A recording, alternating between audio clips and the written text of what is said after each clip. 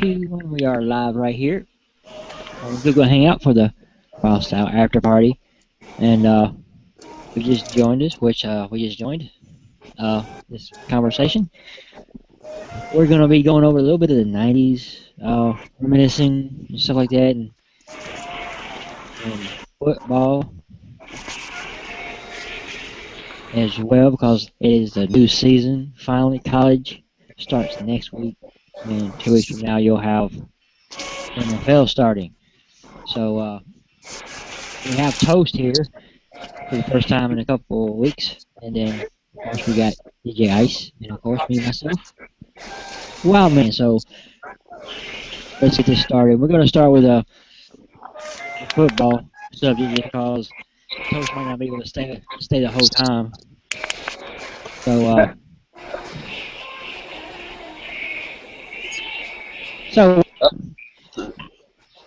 So as you guys were mentioning, actually, you were talking about the app and games being blacked out. Yeah, we were talking about that right before we got on air.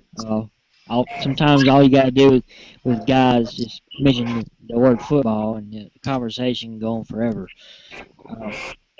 So, football, and go. It's played with a pigskin, I heard, but I don't think that's very good for the kids. I hope it's not wearing it when they kick it.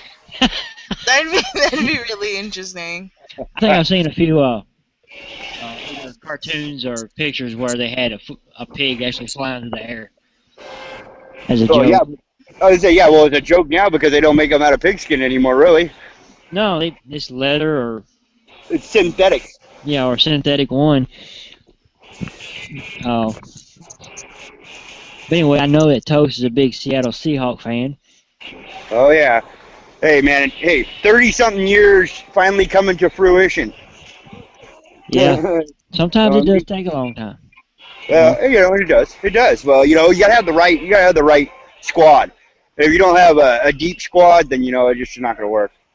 Luckily, the Hawks had plenty of people that could step up in the second and third strings that were able to, just step in for the regular starters and play up to very good levels. So that, and I think Denver, all them guys must have smoked a bowl before the game or something because, they just weren't there.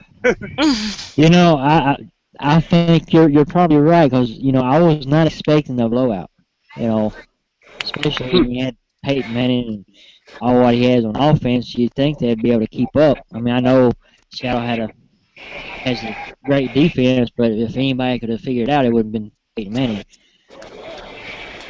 Yeah. Well, we had the number 1 rated defense, and, I actually did fantasy football last year for the first time in a long time. I chose the defense with my first pick overall, which is number 3 overall in the group. And everybody was yelling at me and going, why did you take the defense? Well, guess what? They proved it, why I took them. Oh, yeah. I mean, their confidence was way up. They never got too overconfident. I mean, I'm going to say a couple players might have been a little overconfident, but that just sometimes when you're that good, you're just that good. And it looks like Seattle has not missed a step. And I say that Denver even got better. Yeah, no, definitely.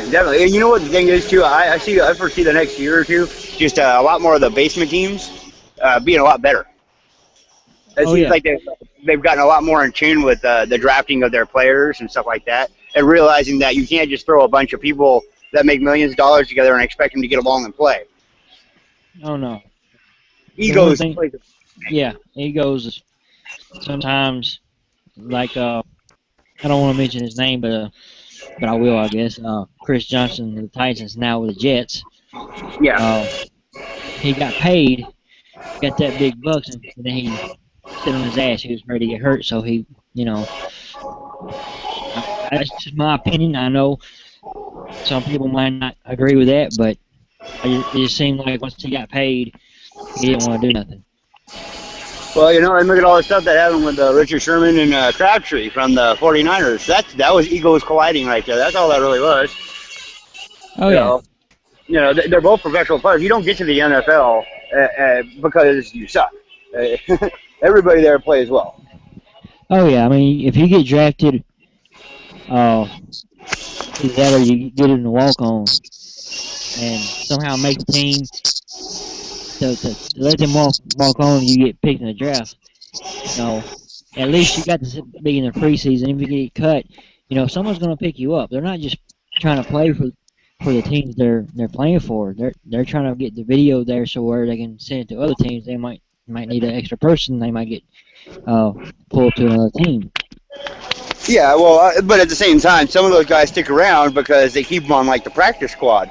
And when people get injured and you go into a deep enough injury in a you know, like say safety, you know, or whatever, you're going to have to start activating your other people off of your practice squad that you kept on that extended part of your roster. They can't dress up for the game and they can't stand on the sidelines, but we had a couple of guys last year that we had to pull off of our practice roster because of injuries, and they stepped up and played top. We had a couple of undrafted free agents last year that we were playing in our games that made a hell of an impact, you know.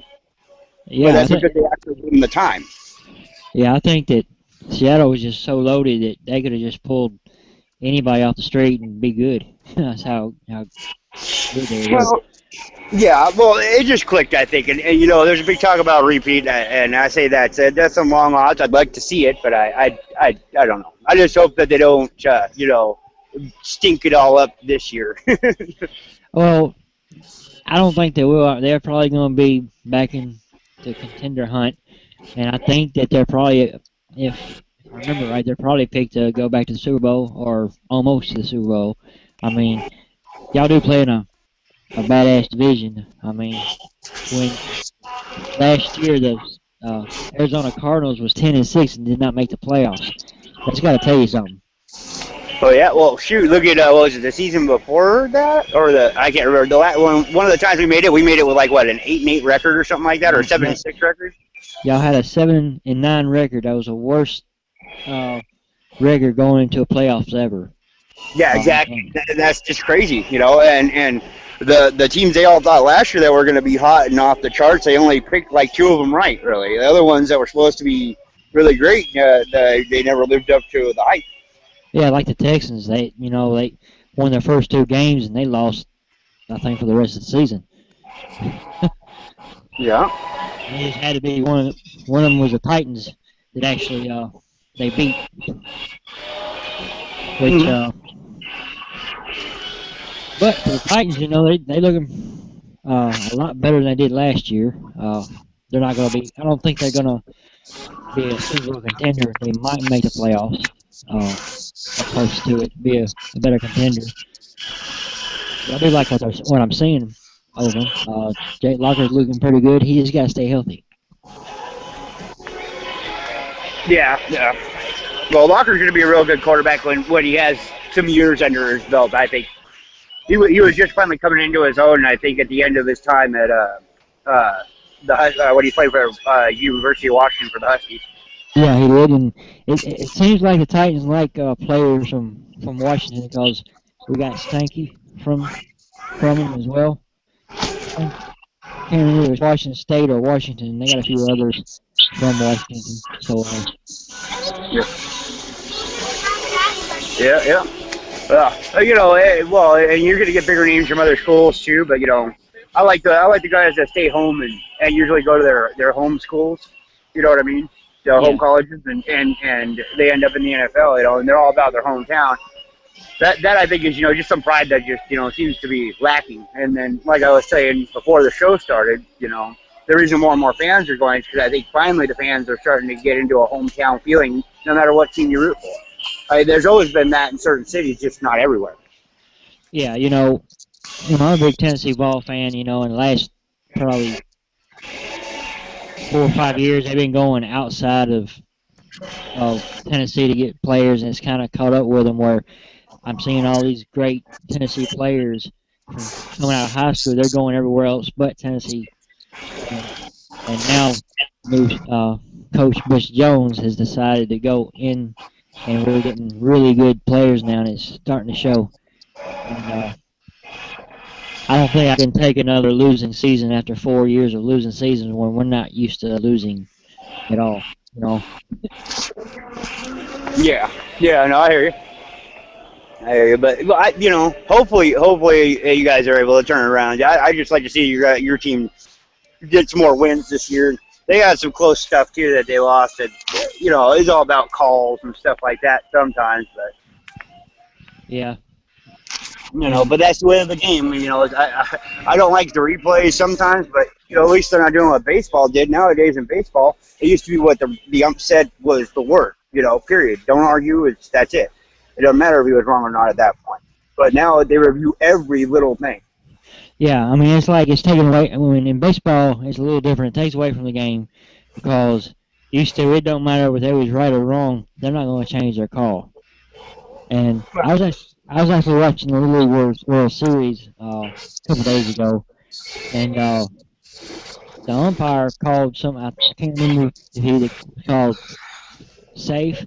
Then he changed his mind to out after the opposing team's coach. Then they refuted it, and it was safe again. So that was kind of confusing. And I know that's not professional. That was a Little League World Series, which is fun to watch. But you can tell that it's just not the same. I don't think. Right. I'm not going to understand reviewing a home run. I can understand that part. Whether it goes foul or fair, if it hit the top of the fence or what. Right. Right. Did somebody interfere with it or not, or what? Gotcha. Yeah, I can understand that part, but sometimes it just takes away a lot. And I think a couple years ago, I know we got off a little bit of the football subject, we're going on a little bit of baseball, but I remember this pitcher was throwing a no-hitter. He had one more out. He had one out to complete a no-hitter. And they actually a grounder hit the third, and they threw, and the umpire called him safe, and you could tell that he was completely out. Yeah. And that would have been a no-hitter, but no, now he's got one hit, so they canceled out. But, that was a ball game. That was baseball. Yeah, exactly. Yeah, I mean, it's going to happen. Like it or not, it's just going to happen. That sometimes the call is not going to be right. And with football, it's a little different, I mean, there's sometimes when you of course, if it's against your team, you don't, and stuff like that, it's a different feel. Like, man, I don't like instant replay, but then if it's for your team, then you like it, so. Yeah. But, it is what it is. My philosophy on that is, watch a league of their own. At the very end, when they're doing the credits, they actually have some of the gals that played in the league, and they're playing softball or whatever, and the umpire calls a strike on this chick, and she goes, "Hey, that was outside. It was a ball." He's like, "Look, yesterday that might have been a ball. Tomorrow that might be a ball, but today is a strike." That's perfect for how it used to be and how it, that's the beauty of the game right there, in my opinion. Yeah, I mean, it does take away a lot of the game of what tradition was with the umpire getting a call wrong and seeing someone like Lou Piniella coming out there throwing the base around the field and kicking dirt on the umpire, The old Sweet Lou. Yeah. Taking first base back to the dugout with him.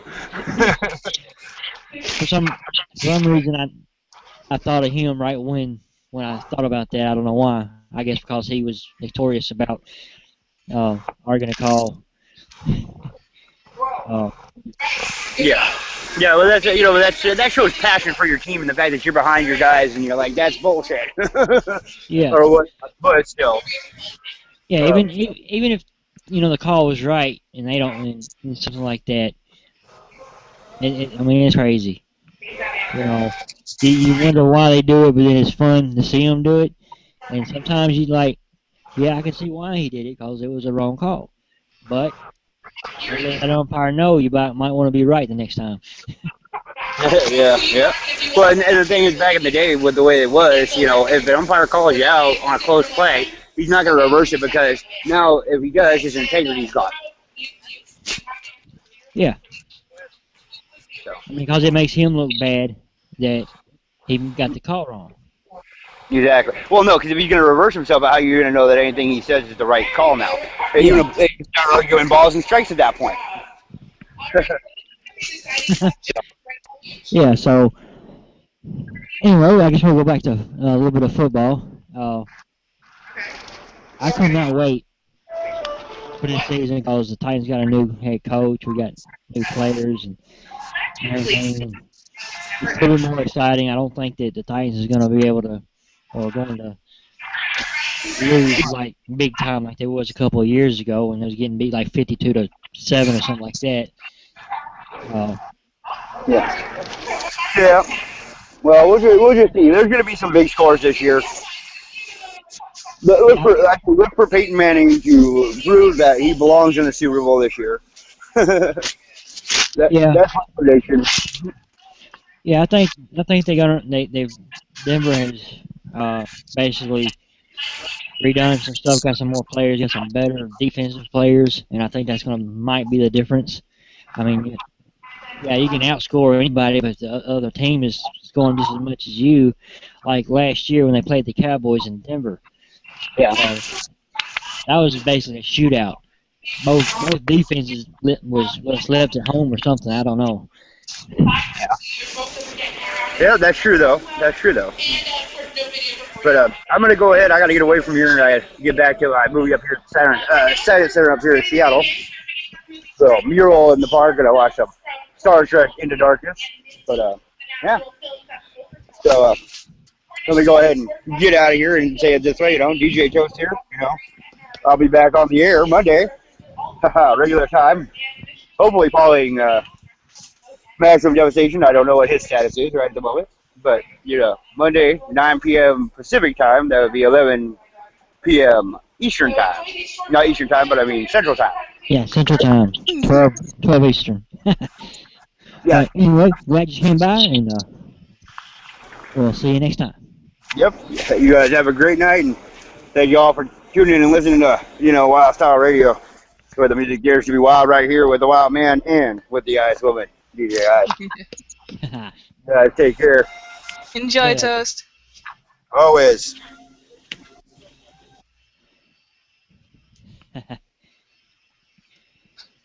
Anyway. Well, I'm kind of lost because he just left in a hurry. Yeah, and I'm really crap when it comes to talking about football or baseball or just sports in general. Yeah, and I'm looking forward for hockey.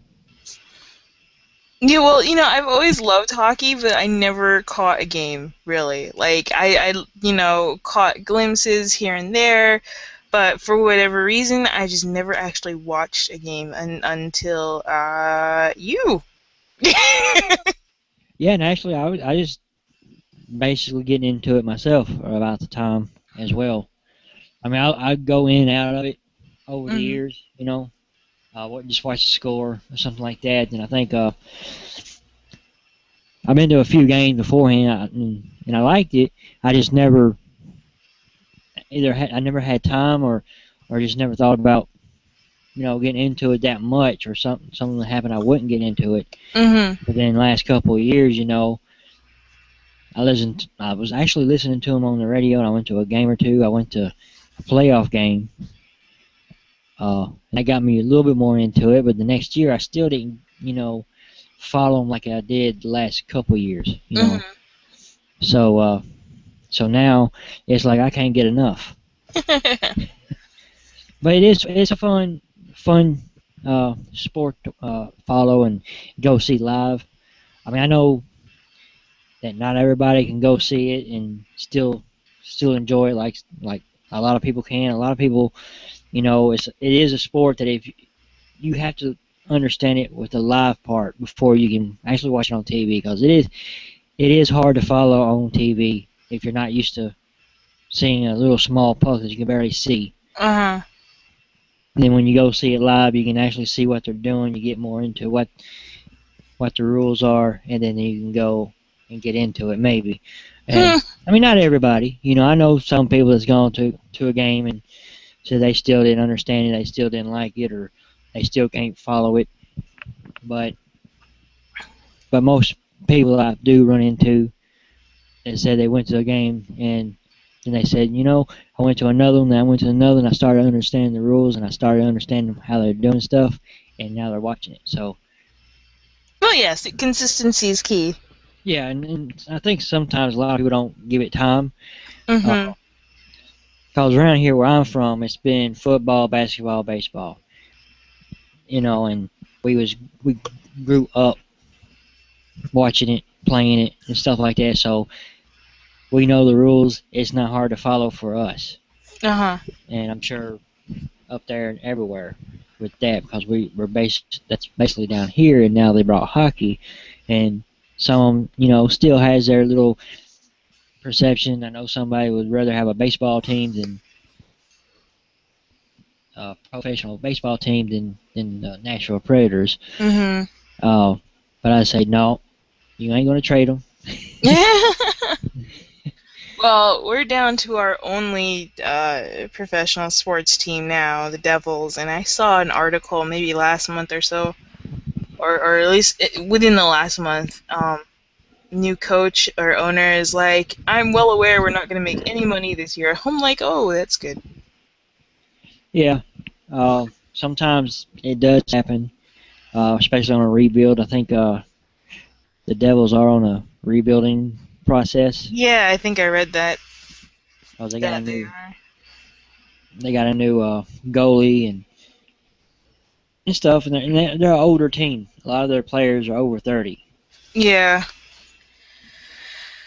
I just hope we can hold on to them, because I'm sick of New York. Period. Yeah, well, back in the 90s, before they won their Stanley Cup a couple of years, when Nashville got the Predators a year or two beforehand, Mm-hmm.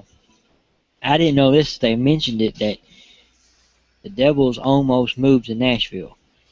Yeah, you said that, I remember. Yeah, and finally the New Jersey finally signed the thing to keep them there or something like that. It's So bloody good they did. yeah, but Nashville almost was the Devils, not the Predators. Crazy. That's nuts.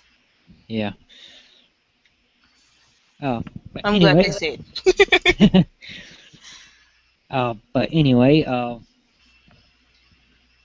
I guess we'll take a little break, get our mindset, and we're gonna probably change over to 90s nostalgia and music, movies, and everything else like that. What you remember of the 90s? I don't know how old everybody else is, but I graduated in 94. So basically I'm a 90s graduate, uh, stuff like that, and we'll get into it more uh, here in a few minutes, but we're going to take a break. Uh, don't forget, we are from WyldStyle Radio.com. Uh, we are a radio station, and we are on TuneIn Radio, Streama, and a few other places. So with TuneIn, if you want to listen to music on the go, get your smartphone out. You can download TuneIn Radio on your smartphone or tablet and listen to us anywhere you want to. But anyway, after these messages or whatever, we'll be right back.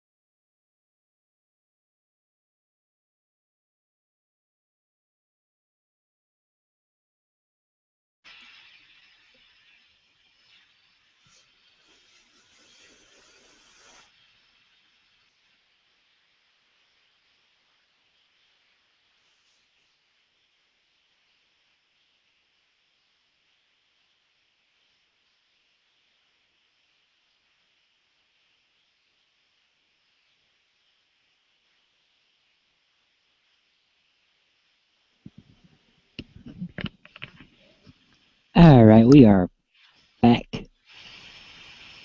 Yep. and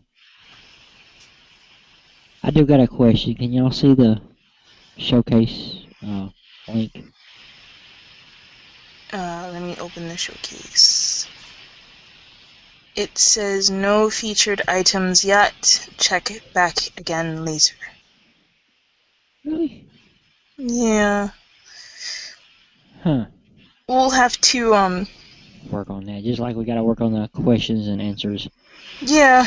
I got Hey, it. everything's a learning process, you know? Yeah, I got it to work one time. And And after that that, one time was a great time. yeah. But anywho.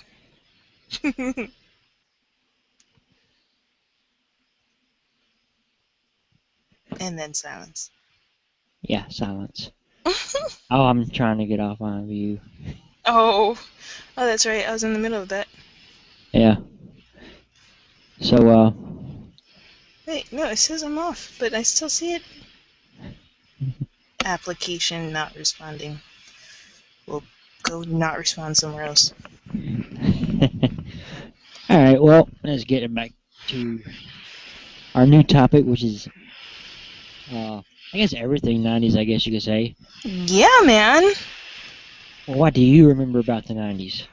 Actually, I just literally remembered something, and I know I've mentioned it before, but,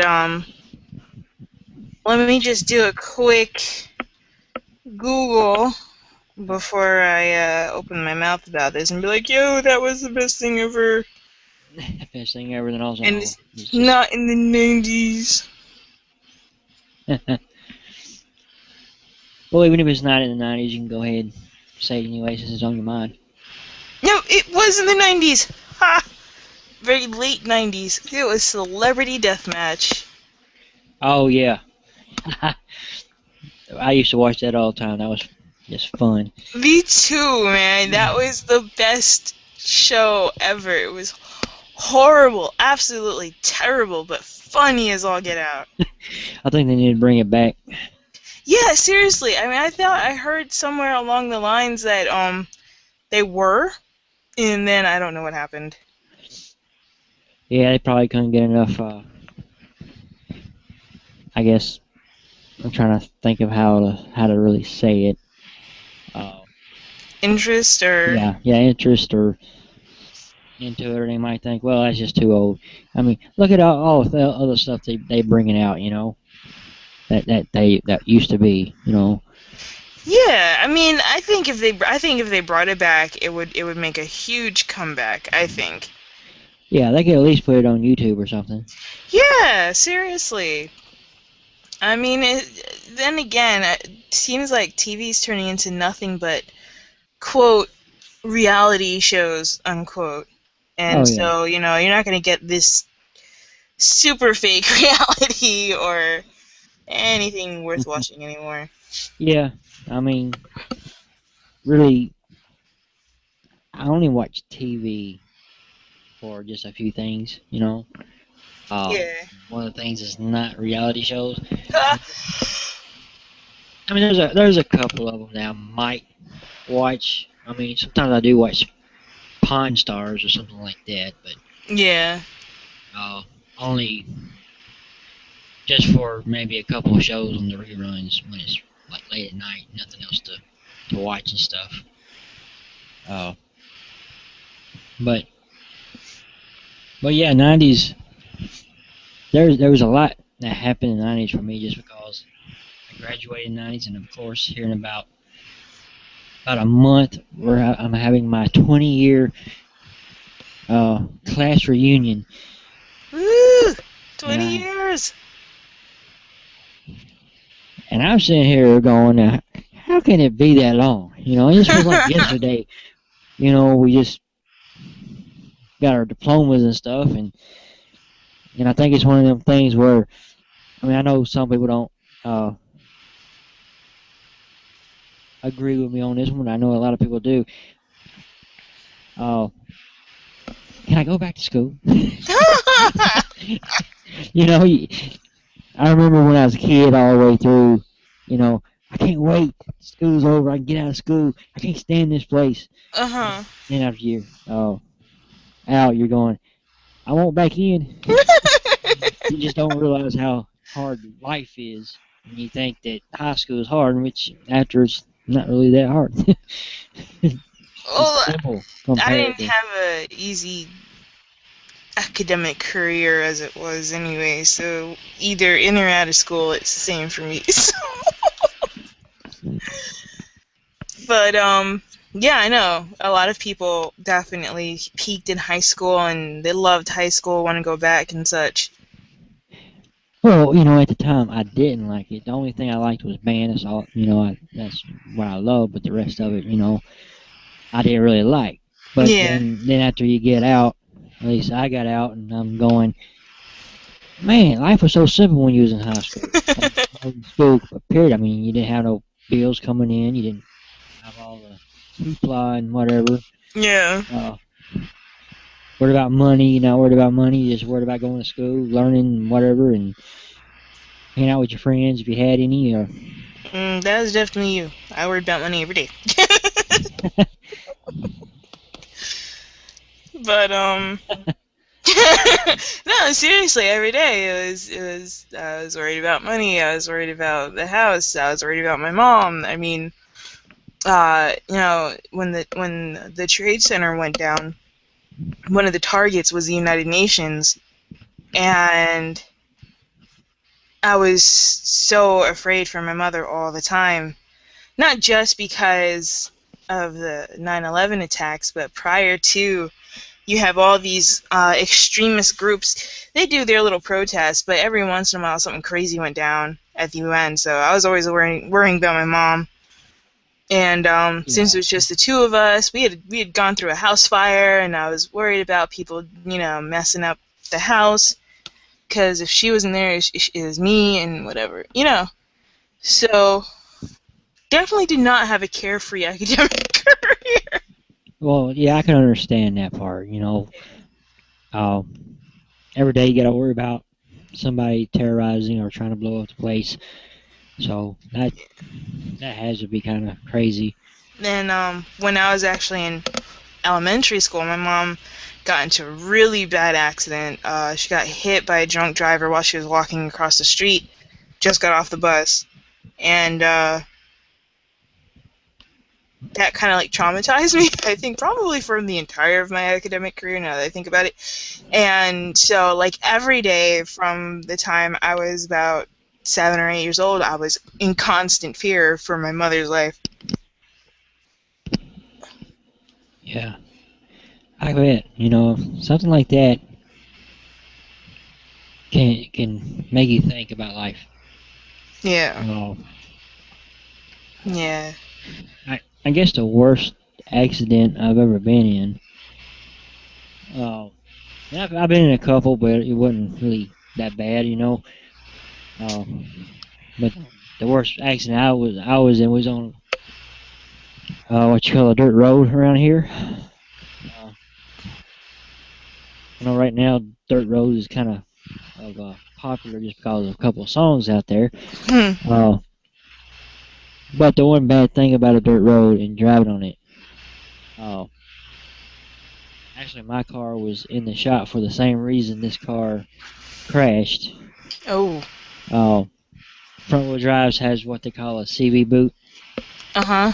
On for some certain kind of bearings for the call this front wheel drive for their special kind of axle. Mm-hmm. And if them bearings lock up, you're gonna probably wreck. And this is basically what happened. It's going around a curve. I had 5 of us, girl driving. I can't remember her name. And everything. We're coming back from her house. She lived off in the boondocks. Went around a curve. She spun out. We flipped over.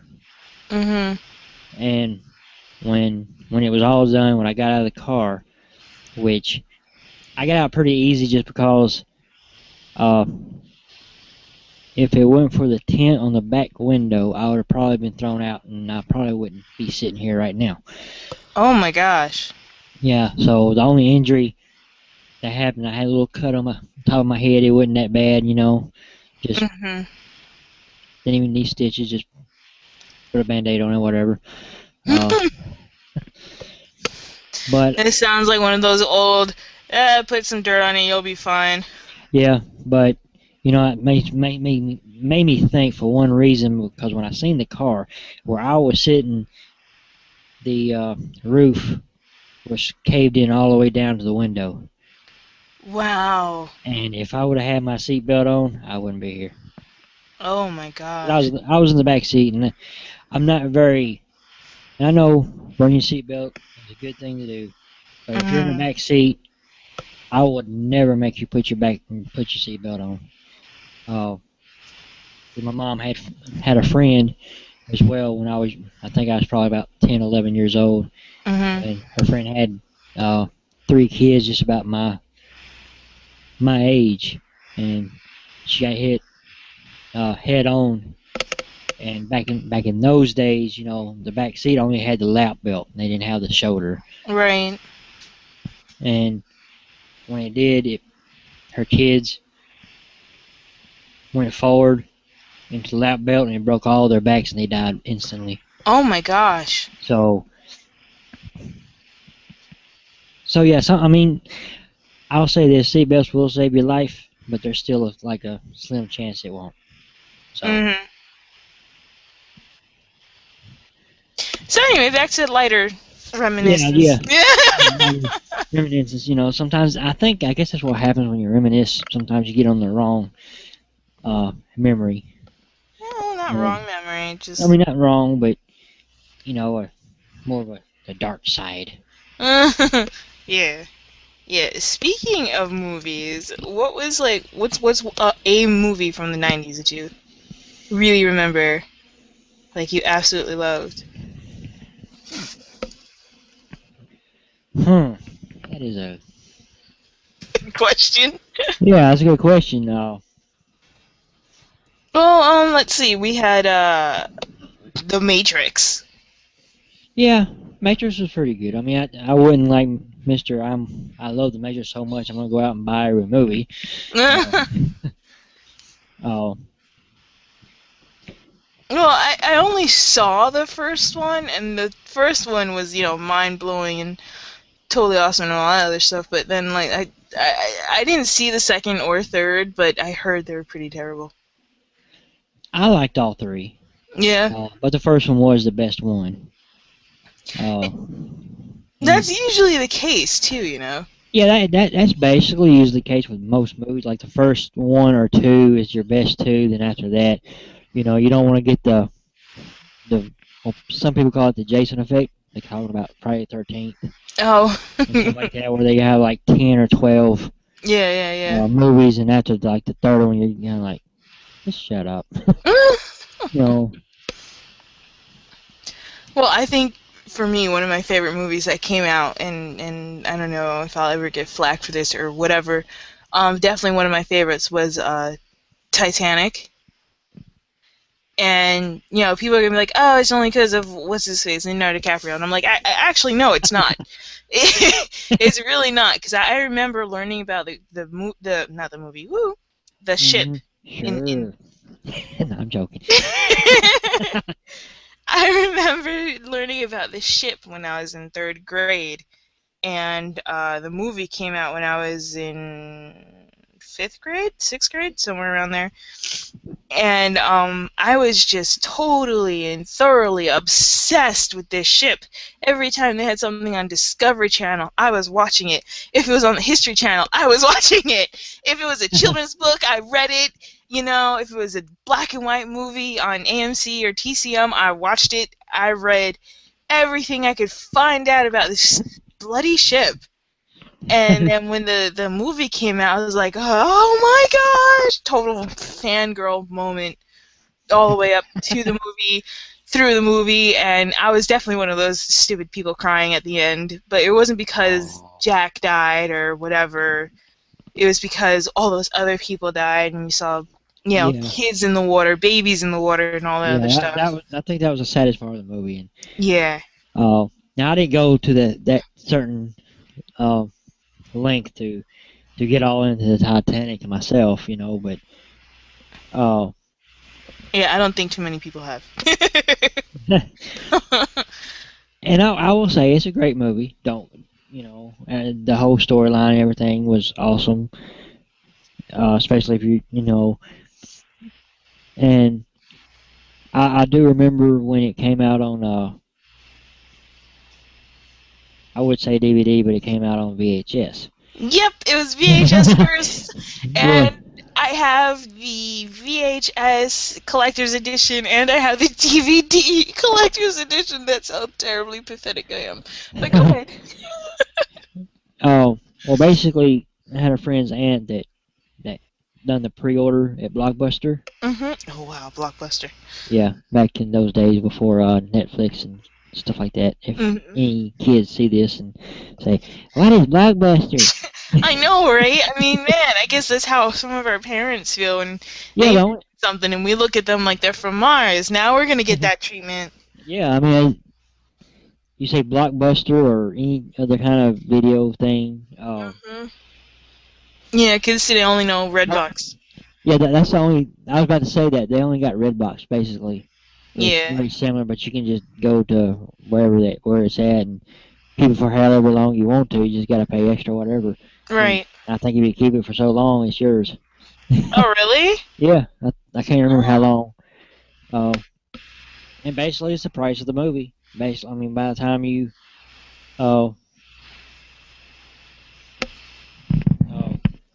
don't pay whatever it takes, it's gonna keep on taking the dollar or how much ever out of your account until it's yours.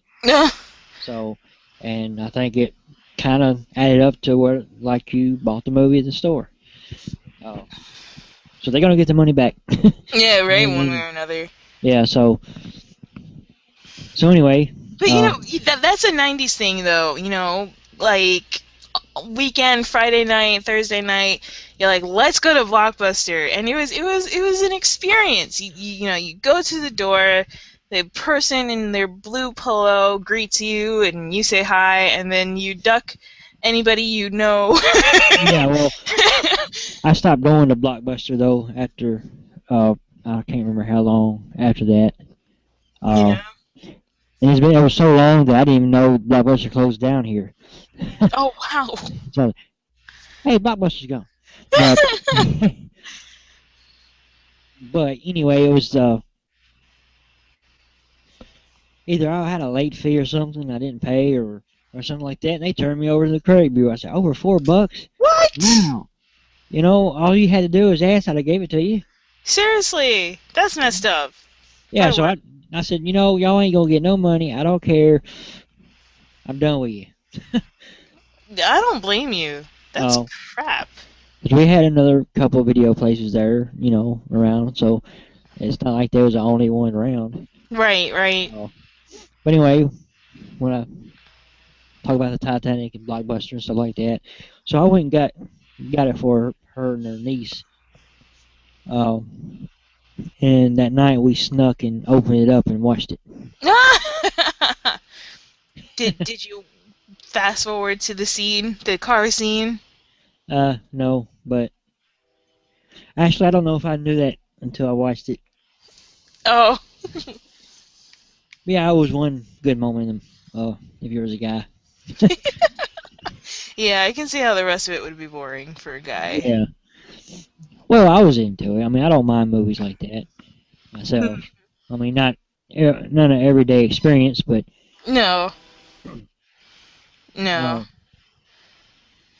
But I'm sorry. Were you gonna say something?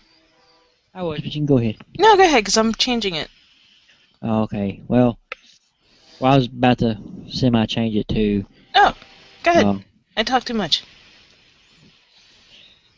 Really? But I was gonna say, the movie. I'm just now starting to remember, and I was gonna mention one, which is when the Teenage Mutant Ninja Turtles came out. Yes! I could not wait. Oh my gosh! Totally awesome movies. Oh yeah. Now, My favorite one was the first one. Mhm. Oh, I don't know. I guess because it was the very first one. Second one, they was not allowed to use their weapons. I mean, I think Yeah. we talked about this before. Yeah, I think we So I'm gonna try to shut my mouth on that one this time. The third one was pretty good. My favorite scene from it, I think, when the bad guy was they got him in the bell, and they Mhm. rung the bell, and he came out, and Michelangelo said, "Look, Don King." Yes. That's about the only part that I can actually just think about right offhand. Oh man, I loved. I think the third one was my absolute favorite. I mean, all the little catchphrases like "swing" Yeah, and it was just so much fun to watch. I also had an obsession with Japan at that point in my life, so it kind of like cemented it even further. yeah. When I know when I was back, I think I was like 13, 14. Ninja Turtles was actually the last like action figures as a kid that I collected. Oh. So I think that's where I mean it was the last of that kind of cartoon or that kind of uh, toy, if you know what I mean. Mhm. Uh, Kid toy that I collected before. You kind of got too old and starting to be a teenager and being uh, playing baseball and being in band and stuff like that. Before you had to grow up, in other words. Yeah, before I grew up. So Yeah. so that was cool. At least I got to go out at my kid days in style. And I did get into a lot of the ninjutsu, Japan, and you know, I was already fascinated with karate and taekwondo and stuff like that. I've always wanted to take classes, but I never got to. Uh, Aw. but it's all right. I can watch and learn. Maybe Well, not, a professional at it, but there's a few moves I probably could do. I remember taking Taekwondo. I think I got all the way up to like 2 or 3 belts away from black. I don't remember why I stopped, but yeah, I think it was probably because of the Teenage Mutant Ninja Turtles that I got into it. Yeah, I think Ninja Turtles actually, you know, made it more exciting to want to try. Yeah, You know, yeah, definitely. and then you start trying to sneak around the house and trying to disappear like a ninja. Like they see you 1 minute, 1 second, next minute they look off and come and you're gone. I put that on my cousin one time. You did? Yeah. Well, the setting was perfect. Uh-huh. I can't remember where we were. I think it was at church, and it was an ad like the church, the main church, and they had an add-on room that they built. So you still had the windows from the outside that looked into the building Right, or in the room, and she was looking in, talking to me or something. She looked back for a minute, and there was a couch. So right when she took, I ducked behind the couch, and when she looked, I said, "Where'd you go?" So she probably knew. yeah, but I could have gone far. Yeah, no. I was pretty fast, but I don't think I was that fast. She probably could have heard the footsteps. Yeah, I get you. I hear you. But it was cool to see if I could actually do it, even though it was a diversion, which is what it all is. As a illusion. Yeah. But the other movies I've just thought about, of course, the '90s, you turn of the millennium, everybody thinking the world's going to end, or Y2K and all that. Almost said Y2J. I guess, but everybody thought the world was going to end, and all the end of the world movies are starting to come in, and They're starting to make end of the world movies like Armageddon, Mhm. The Fifth Element. Mhm. Yeah, yeah. Wasn't it End of Time or something? I don't know. I'm trying to think. It was with it was one of Arnold Schwarzenegger's last movies before becoming the governor of California, I think, or one of the last. I'm not The gonna say it was. Governita. End of Days, yeah. Yeah, End of Days. I knew it was something. Oh,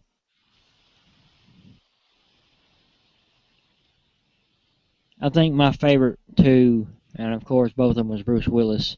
Hmm. Was Armageddon, The Fifth Element. Okay. I actually never saw either of those. Wow, you need to. And Armageddon, I Wait can a minute. Was it Armageddon? There were two movies that came out. It was Armageddon and another one that had to do with a comet hitting the Earth. The other one had Morgan Freeman in it, didn't it? I don't remember. I think it was. The comet supposed to hit the Earth. I think so. Yeah. I've seen it a little bit, but it just didn't tickle my fancy, I guess. Well, I only saw it because we had to watch it in school. Yeah. Otherwise, I wasn't necessarily like, hey, let's go watch this movie. I'm really trying to think. I can't believe I didn't think of this until just now, but Mortal Kombat came out in the 90s. Yeah, it did. Oh, that and Mortal Kombat Annihilation. Although I didn't see Annihilation, I only heard about it. I've seen both. They're both pretty good. I mean, the first one is, of course, better. Of course. But it was. No, wait, I did see Annihilation, and I don't think I liked it too much. Yeah. Because otherwise I would have remembered. Oh. But yeah, the video game came out 93, 94, or something like that. Really? Yeah, because I was still in school, because me and my buddy, or when I call my brother that lives in Alabama, we used to talk about it all the time, and second period, first period, somewhere around there. And and if we didn't talk about it, we'd at least say Mortal Kombat. Yeah. We'd say we talked about Mortal Kombat while I was in there. Oh, man. I love that thing. That is just so much fun. But I think I've geeked out about Mortal Kombat enough in past hangouts. I don't really need to go into it. I think we have, and I think, yeah. And I'm trying to think of the movie, and when we take a break here in a few minutes, we'll try to look the one about the comic up, maybe. Nah. Think about it. But I think, to me, and I have a confession. Uh-oh. Yeah, I teared up in Armageddon. Well, that's fine. Yeah. It's a good movie to tear up in. Yeah, it was like Bruce Willis and his daughter, Liv Tyler, played the part. I could picture myself being in that situation or something like that. Saying because he's got to stay behind to pull the trigger. Yeah. And he's saying goodbye to her. That was just wow. Aww. Oh man, there were so many good movies that came out in the 90s. Oh yeah, there was a lot. So that's why I'm having a hard time thinking about it. Well, there's a whole bunch of Disney movies. First of all, The Lion King came out in the 90s. Yeah. I think the lion sleeps tonight. Yeah, I don't think anybody's ever watched that and come away thinking, everybody's life has just been completely blown away and changed from this one movie. Yeah, I think that they nailed it in the coffin with that one. It was not just the kids liked it, young adults, old adults. Yeah. No matter how old or young. And for y'all younger generation that's never seen it before, or someone that's never seen it, I really recommend y'all watch it. I really do. I mean, it doesn't matter who you are. I don't care if you're the big biker guy that I think Disney movies, are for kids. You would love it. But man, if you think about it, like the '90s, that was Disney's decade. Oh yeah, Totally. I mean, because they also came out with Toy Story 1 and 2 in I the like Toy. 90s. I like Toy Story 1. I never seen the second one. I don't think. Oh, you gotta see it. As a grown man, Mm. you must see it. Did Did you see Toy Story 3? No, I stopped at the first one. Okay, if you Oh. teared up at Armageddon, you're gonna like weep. Yeah. Toy Story 3. Totally gonna weep because I don't cry. I do not cry in movies unless a man is crying. If a man is crying in a movie, then I'm gonna tear up. But like that's Why you want to make him feel better that? Huh? Why you want to make him feel better by him crying? Well, men just work so hard to keep up this machismo. Yeah. It's like if it pierces their heart to the point where they were gonna cry, it's like, oh my gosh, you're crying. So As the old saying goes, it takes a man to cry. see, there you go. But If you don't cry, you're a wimp. There you go. Gotta let it out. Yeah, I cried plenty of times in my life. Aw. See, no, don't say that, because then I'm gonna get all weepy, and that's not good. We can't. That's bad. That's bad. People will tune out. Boo-hoo. Boo-hoo. Boo-hoo. Okay, see, now that just makes me want to slap you. Ooh, you Oh, promise? you want to cry? I'll make you cry. Ooh, you promise? Always. But yeah, we'll have to watch those together, because that's gonna be awesome. Oh, right, The Bodyguard came out in the 90s. Oh, yeah. Yeah. Oh, I got a story for that one. And Home Alone. What could you have to say about Home Alone? Are you going to tease us and tell us after the break? I just might. Ooh. So then tell us about Bodyguard then. It all kind of goes together. Oh, what? Okay. Yeah, it's a weird combination. Okay. But I'll have to tell you everybody this story when we come back from break. Oh, fine then. Be that way. I will. All right. But anyway, that's telling me that we're going to take a break. So we are from WyldStyleRadio.com. If you would like to have WyldStyle Radio merch, you can click the shopping or the little widget on your left. And you also got Wyld Styles and WyldStyle Radio merch. So either way, go check it out. Got a lot of awesome stuff. Get your own little shot glass. I think we even got a flask in there. Or have we made that yet? I'm not sure, but I don't remember. I don't either. That's terrible. I'm trying to promote something. Can't even think of what's all in there. But we do got Spank Me Like You Mean It. No. Boy Reese. Actually, no, I just saw on Pinterest somebody pinned one of those briefs. I don't think it was Spank Me Like You Mean It, but Hold on tight. maybe. I think it may have been Hold On Tight. Yeah, we got them too. Yeah, them are two of our best sellers, I think. Yeah, but as you just heard me say, we're also on Pinterest, so look out for us. Yeah, Pinterest, Instagram, Facebook, Twitter. We're everywhere. Yeah, and you can go to DJ Wyldwest on Twitter and Facebook. So come like us and follow us and everything else like that. Everywhere. And we'll be in more places sooner or later. So just stick around. Anyway, we're going to take a break. We'll be right back.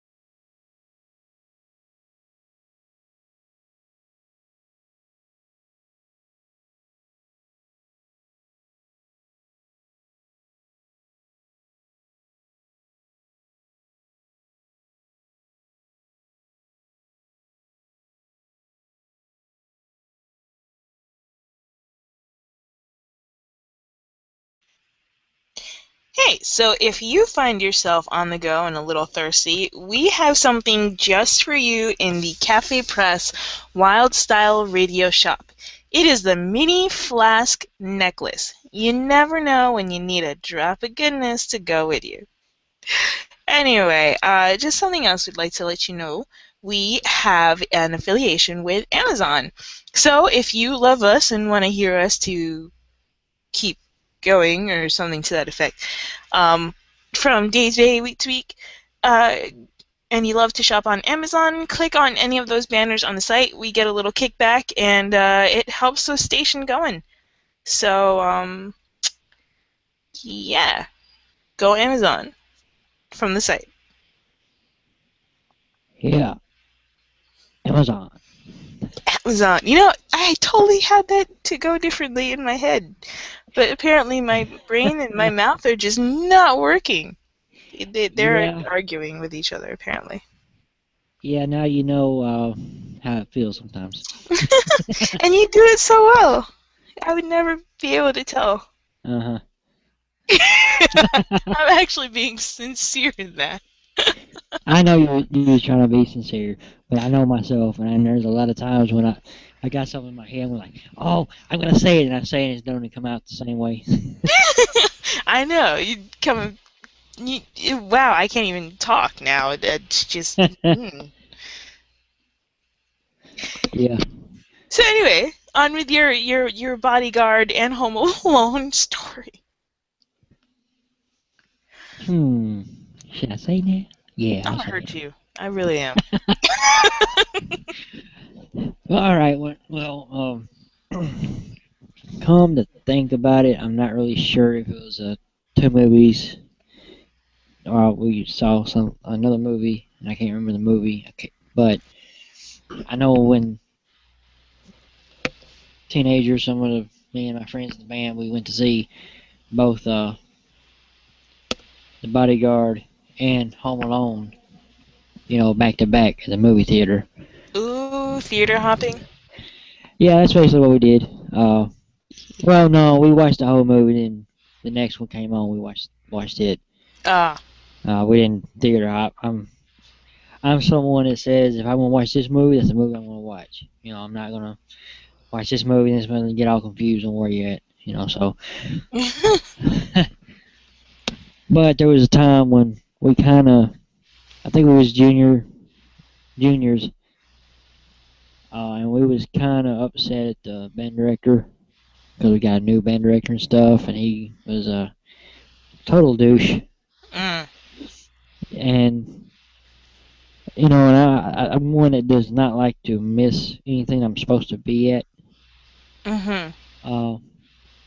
But there's one time we decided we was gonna boycott the event. We were supposed to play at the basketball game or whatever, and instead of going there, we hopped in the car and we headed to the movie theater.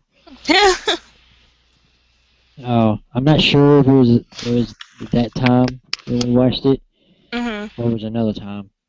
For some reason, them two just kind of meshed together. But I remember watching The Bodyguard and then going to watch Home Alone or vice versa at the same time. When you mentioned The Bodyguard, it kind of brought back a big memory. So what happened? Did the band director say anything or do anything, you guys? We didn't get in trouble, but he kind of, the smart ass he was, let us know in a smart ass way or something like that,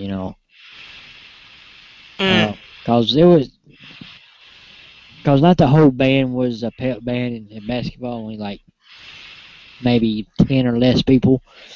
And I was the only trombone player, and the only saxophone player, and the only French horn player, only another trumpet player, whatever. Yeah, we kind of. Yeah, I'm sure he was pissed off at the time. Gotcha. And the worst part about it is when we got back, we made a drive around the school. So yeah. Oh boy. Yeah, I really wasn't comfortable doing it myself because I don't like doing that. I'm supposed Yeah. to be somewhere. That's where I'm supposed to be. So Yeah. it was hard for me to enjoy doing that. Aw. But even though it was fun, but at the same time, I'm going, this is where I should have been. Yeah, I get you. That's pretty good though. It means you have integrity. Yeah, I don't think it bothered the rest of them as much as it probably bothered me. Uh-huh. But I guess because I was a driver.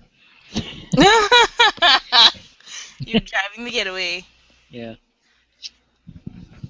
Alright. Well, I went ahead and cheated because I can't think of anything right now, but Cheater. there were a crap load of movies that came out in the 90s that were like, oh my gosh, so they were so epic, either epically awesome or complete fails. Didn't, what was it, Pocahontas? Was it? I think so. I think Yeah, I think Pocahontas came out in the 90s. I actually went to the movies to see that. Really? Yeah, I think me and my buddy took his two little cousins. Oh, okay. It was pretty good. I liked it. Yeah, that was awesome. That was awesome. Then we had The Mask. Oh yeah, Totally Mask. remember when that came out. I was about to say something about Jim Carrey. The Mask, Ace Ventura. Dumb and Dumber. Yeah, Dumb and Dumber. I'm trying to think of the others. Bruce Almighty. Yeah, that was the 90s? I don't know. I was about to ask you. Oh, I don't remember. Well, I think that was 2000, maybe. Yeah. Braveheart, hello. That was the 90s. Wow. Yeah, it was. Yep. Oh, was it The Perfect Storm in the 90s, or was it like early 2000s? I think that may have been early 2000s. This is a very extensive list, and there's just so many movies. Well, Spice World. yeah, I was. Yeah, I think. Oh my goodness.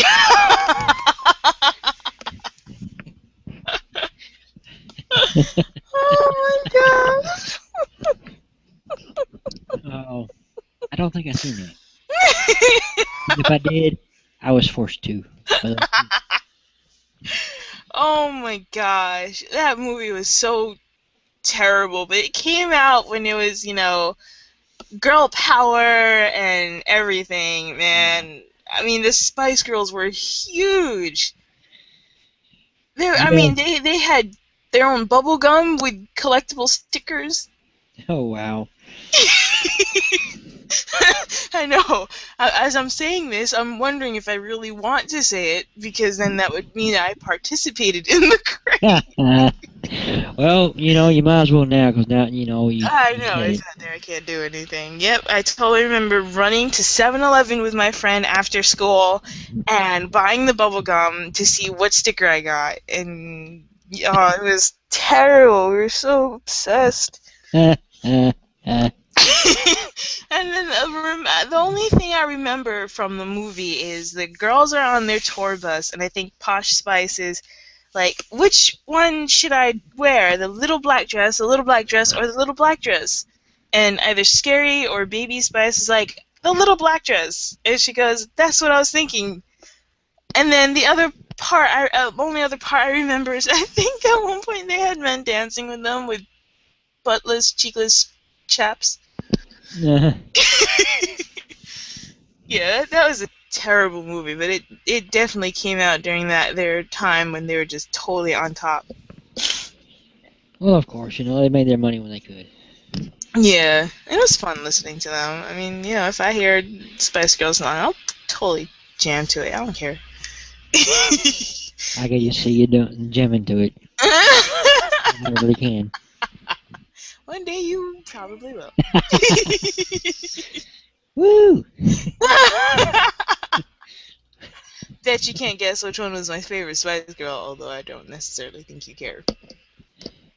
Oh, well, maybe because I don't know all their names. So There was really, Scary Spice, Sporty Spice, Ginger Spice, Baby Spice, and Posh. Scary Spice. Oh wow, you actually got it. Mhm. You know me very I know well. I know you well enough to think that one that's probably more of a darkish character. Well, you know what? The only thing that was scary about her was her name. She was just really outlandish, like, had the craziest hairstyle, craziest Yeah. clothing, the one who was all in your face for, like, no reason.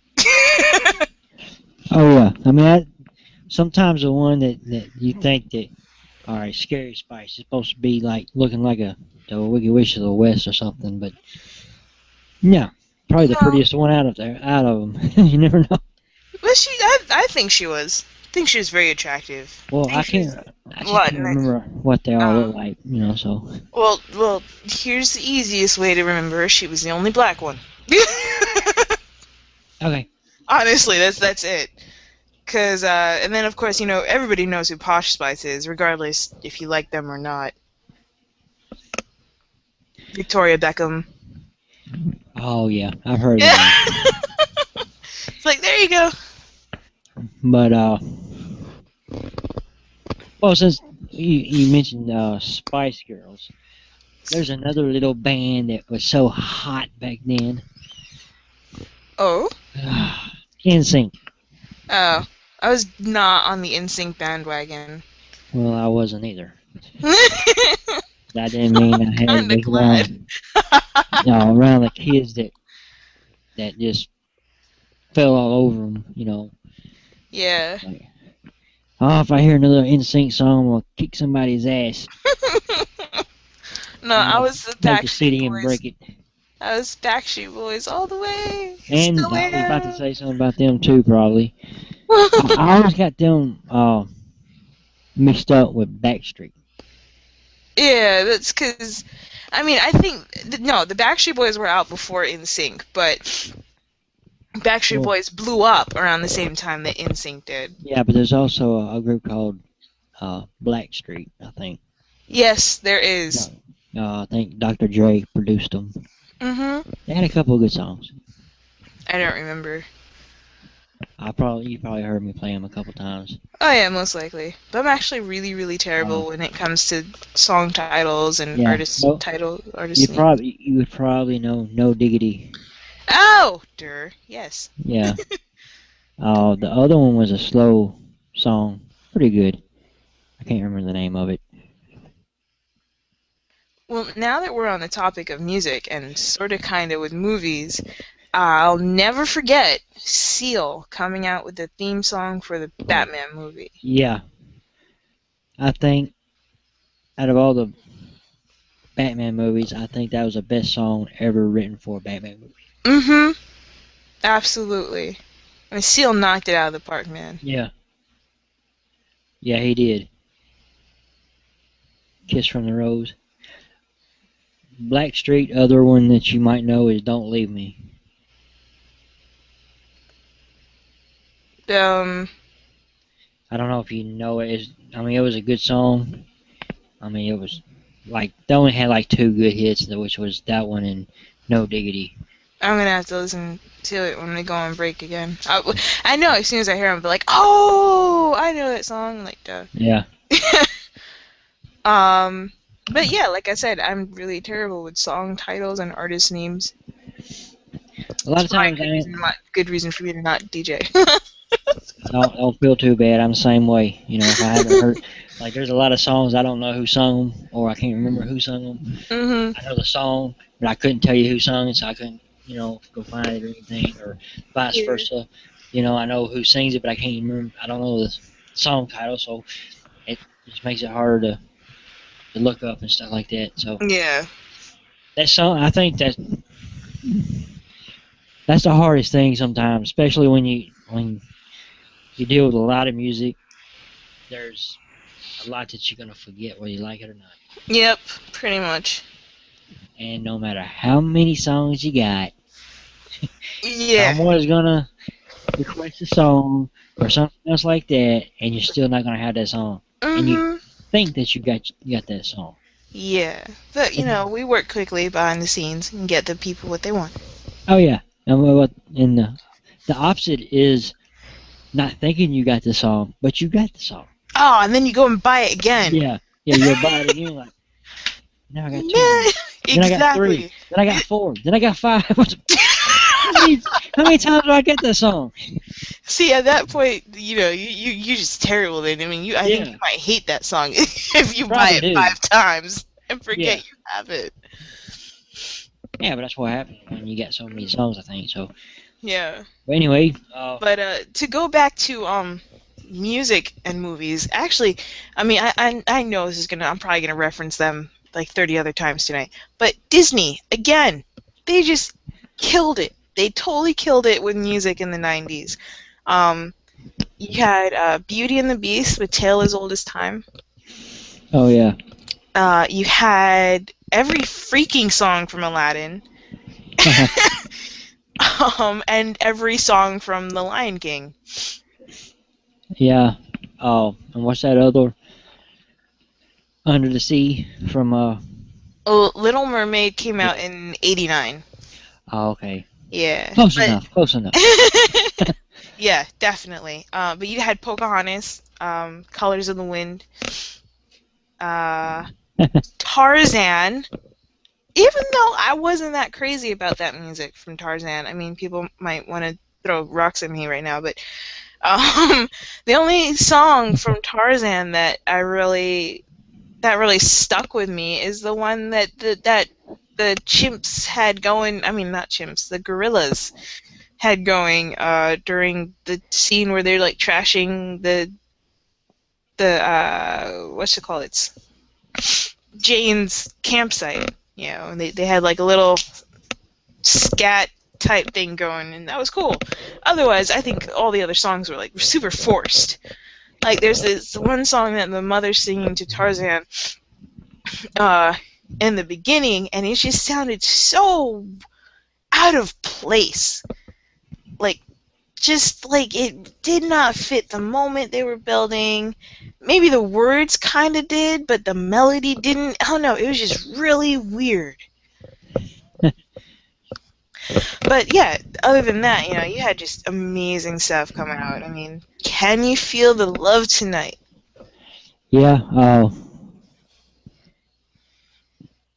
What movie was that? The Lion King? Lion King, yeah. Yeah. Okay. Yeah, that's what I was thinking.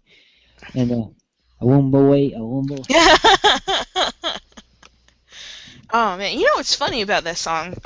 Trainer, who used to work with me or whatever, said he used to be friends with the son of the guy who wrote that song. And it actually came out that somehow he had got it from some African tribe, and they heard it and then sued him. Oh, wow. Because they're like, that's our song, buddy. And, they won. Oh, wow. Yeah. A lot of times they do that. They totally won that. I thought that was pretty awesome. I think we got a listener from down under. Do we? Yeah. What? Hi, listener. It's really awesome if you could tell us either a movie or a song that you remember from the 90s that really stuck out or sticks with you. Even if you didn't watch it during the 90s, that's fine. Because I saw the movie Being John Malkovich in the 2000s, even though it came out in the 90s. And that is a weird movie. Yeah. I guess I gotta pull it out. Crocodile Dundee. This is what was that 90s? I don't know. I don't remember. I think maybe the first one was, but I can't remember. Mm-hmm. Oh, and you had Back to the Future 3 in the 90s. And almost all the Pierce Brosnan and James Bond movies came out in the 90s. Except for, James Bronson, yeah. That was awesome. Yeah. I only watched a couple of them, but that was good. I mean, he played a good James Bond. He definitely, wow, I can't speak. He definitely played a great Pierce Brosnan. Although it was funny, I was watching it in school, and our teacher's the one who pointed out that even though walls just fell on him and his Bond girl, or even though they're running for their lives, his shirt was still clean and pressed. And the Bond girl's stockings did not have a tear or run or anything. It's like, yep, that's the power of James Bond. Yeah. All right, I think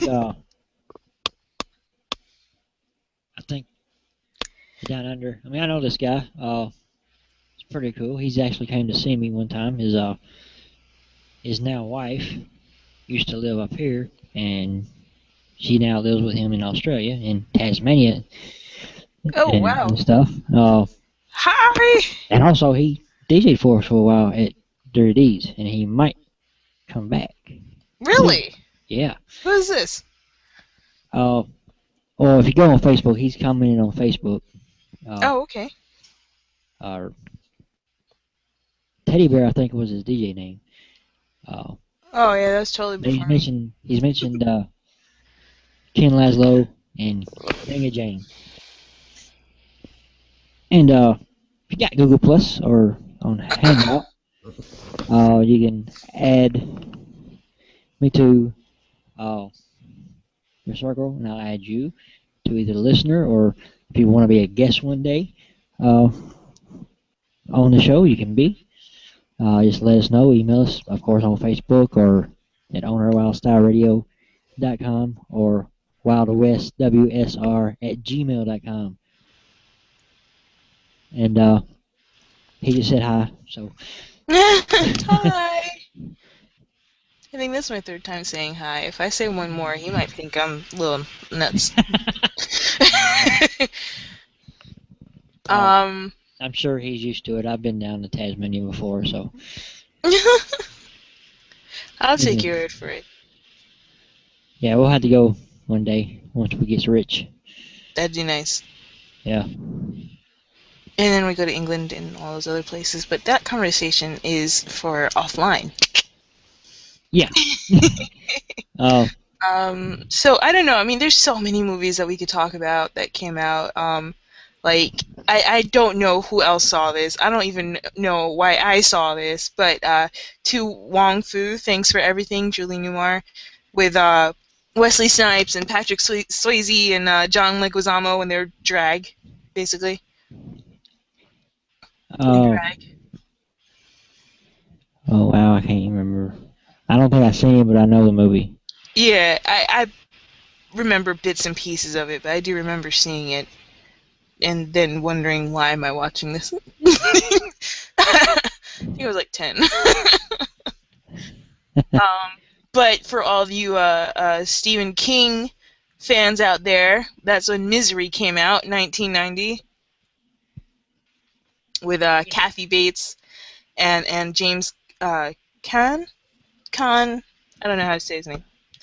But yeah, I remember bits and pieces of that movie when his car veers off the road and he crashes and he wakes up in this crazy lady's house. And she starts taking care of him, but then she makes sure that he doesn't leave by putting a block between his legs and smashing it so that his ankles break and all that stuff. Oh. Yeah, Stephen King. He done a few movies in the 90s. He actually done a one for made for TV movie as well. Oh yeah. It might have been 89, but it was or early 90s. Called The Langoliers. It was pretty good. Oh yeah, I think you've talked about it a couple of times. Yeah. Actually, it was on Netflix. I actually got to watch it again, probably about a year ago, something like that. And Is that the one with the plane? Yeah, it was the one with plane. Yeah, I'm not necessarily going to be too inclined to watch that. Yeah. Well, it doesn't really crash though. I mean, they kind of go like in a parallel universe, or they go back, like a back in time thing by accident, and it's showing that everything's disintegrating because time is moving on. Mm-hmm. I mean, it's almost like 5 minutes earlier, or 10 minutes earlier, or something like that. Oh. The longer they stay, the more things disappear. Oh, okay. But it was a good movie, especially at the time. Mm-hmm. And it was still a good movie when I watched it again. I mean, it's something like if you can't find nothing else, to watch, it's a good movie Yeah. to watch, So Well, that's good because there's so many movies that you come yeah, across the title, you're like, oh man, I love that movie, and you turn it on, and you're like, why did I like it? yeah. Yeah. For the Robin Williams fan. Oh well, actually, another movie worth mentioning by Stephen King is The Green Mile. He did the Green Mile. Yep, that was him. Wow, I didn't know that. I think it was a shocker for a lot of people because it wasn't his usual fare. Yeah, and it's a damn good movie too. I actually haven't seen it. You haven't? No. What you ain't know? The right mindset to watch it. Oh, you don't have to be. No, I do. I mean, I it's really not do. scary. It's not It scary. doesn't matter.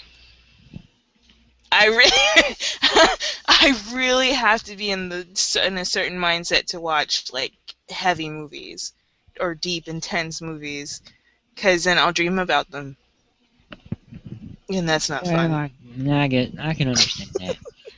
Yeah, Maybe. that's okay. Well, one night when when we're asleep and we see something kind of crazy beforehand, if I wake up smacking you, well, then you'll see.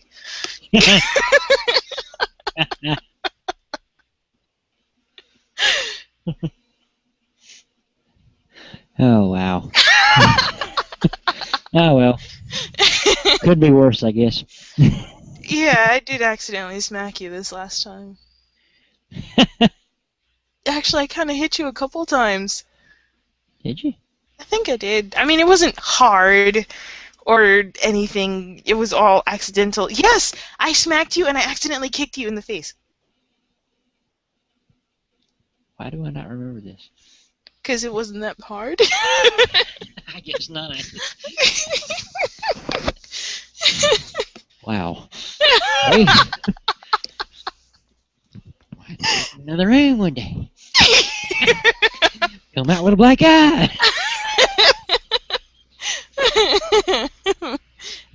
We'll just have to be certain to buy a really comfy couch.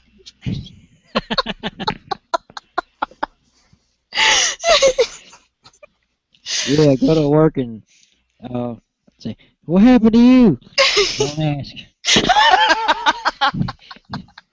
You let her beat? Well, when you're asleep, it's kind of hard to protect yourself. But no, it's crazy. I remember I was in summer school and we had to watch or whatever. We watched 13 Ghosts, and that night I was on the phone with a friend at like 2 o'clock in the morning, and you know that feeling when you know that someone is behind you. Well, Yeah. I had that feeling, and it just fear gripped me, and I screamed like those 1950s chick horror flick super ear piercing screams. Nobody heard me. My mother didn't hear me. The guy I was talking to didn't hear me. Nobody. Wow. Yeah.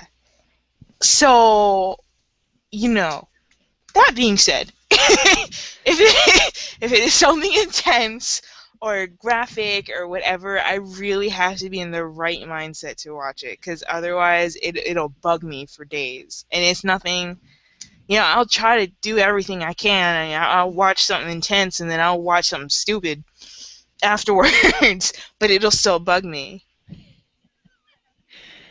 Okay. Things to get: a football helmet. Cup. That's what I was about to say.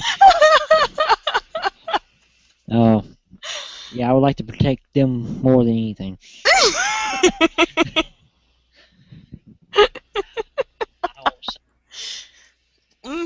I know I've woken up a couple of times after playing a video game, like Left 4 Dead. I mean, the other games I have are gorier, more graphic, and they don't bother me. Left 4 Dead, for whatever reason, I'll close my eyes 2 hours after playing it, and I'll still see the game. I know I've woken up a couple of times out of my sleep, flailing, just arms flailing. I don't know what I was fighting in my sleep, but I was fighting something, because I come out of my sleep fighting. So, yeah, you might want to just go full body gear. Yeah. I'm trying to think of what kind of gear should I get? Should I go? I think you might want to go medieval, hockey goalie. or go medieval, getting a cast iron knight suit. Aw, but if you do that, I might break something. How you? Oh yeah, break yourself, huh? Well, maybe it'll teach you not to kick and hit and slap. I can't help myself as I'm sleeping. Then I'll just tie you down. I mean, oh no. All right. That was probably a little more than anybody else wanted to hear about our private life. Yeah, I'm pretty sure. How do we get on this anyway? Green Mile. I said I have to be in a certain mindset, otherwise bad stuff happens. That's kind of weird because it's not really a violent or scary movie. No, but I know it is kind of intense, but it ain't that intense. It's about a guy that got powers to heal and stuff. Yeah. And he can hear all the anger and the hate of the world, and but anyway, I won't go any further. No, we'll just watch it together, and then you can chime me up before we go to bed. Yeah, we'll do that. Anyway, moving on. Jurassic Park. Yeah, Jurassic Park. I still remember going to the movie theater to see that movie with my mom. I don't know what possessed us to, but we chose the very last row, and in that particular theater, it looked like there was a row behind us that they took out. And for whatever reason during the movie, I kept looking back there to make sure there weren't any random dinosaurs that were ready to pop up and, eat us alive. There's stupid things you do when you're a kid. Yeah, well, I really wasn't that much into Jurassic Park. I seen the first one a couple times. It was good. Yeah.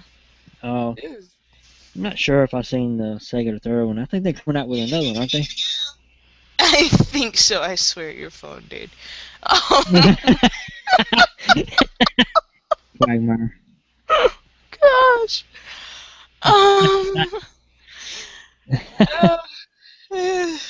Okay. People are probably like, why? It's just Quagmire. Why are you laughing so hard? No, well, we have stories. Yeah, the one we can't share. No, we cannot. No. So how's the weather? Yeah. So we're just gonna move on. The 90s were really good to Robin Williams. Yeah. Really good. He had Aladdin, he had Jumanji, he had Mrs. Doubtfire, and the list goes on. Yeah, Jumanji. I watched that the other day too. It was on TV. That was a lot of fun. Yeah, it was a lot of fun. heard this from somebody. I don't know if it was true, but I think they was trying to do a Mrs. Doubtfire 2. Mm-hmm. And yeah, you heard it from me. Okay, well, somebody at work mentioned it too, so. Oh, okay. But we really wasn't sure. Yeah, they were trying to do Mrs. Doubtfire 2, but none of the kids wanted to come back for it.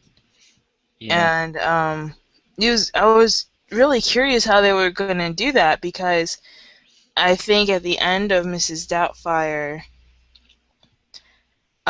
Miranda and Stu broke up. Wow. Yeah, I don't know. I No, don't remember too I'm much. I'm not sure if I know them anyway, so they don't really. Well, Miranda was played by Sally Field, and Stu was played by Pierce Brosnan. Oh. Yeah, so basically the mom and her boyfriend broke up. Oh, okay. Mm-hmm. It's been so long since I've seen that movie anyway, so Yeah. I can't picture nothing but Robin Williams dressed as a woman. Oh, that line. What was it? Whoever, the man who invented heels is a misogynistic bee. That stayed with me. That was hilarious. Yeah, a guy in heels, yeah. I've already. Kind of like stop there. Yeah. Stop there. I actually watched Popeye last night. Yeah. Finally. Yeah. You said. I went to sleep the first time I tried to watch it. But you said it right. Olive is just so annoying. She really is. I mean, Popeye, you're better off letting Bruno have her. Seriously. Instead of getting the snot beaten out of you each time. Yeah. I mean, granted, you reach for your spinach and then, woo! But Well, see, this is what I didn't understand about the movie. He didn't like spinach. They had to. Bruno basically force-fed it to him at the end. what? Okay, Yeah. I'm gonna have to go see the movie. I never saw the movie. I only knew about its existence. Yeah. But I mean, I just remembered from the cartoons that He liked spinach, but then in the movie he didn't like spinach after Bruno basically, oh, you don't like spinach? So he force-fed it just to be mean to him. And bad mistake. Yep, that's when the gun show started, or whatever you want to say. Yep. Mm-hmm. I mean, I don't know. It was a good movie. I mean, Hook came out in the 90s. I loved Hook. Yeah, I watched it a couple times. It was pretty good. It was so much fun. And I think the guy who played Rufio died. Did he?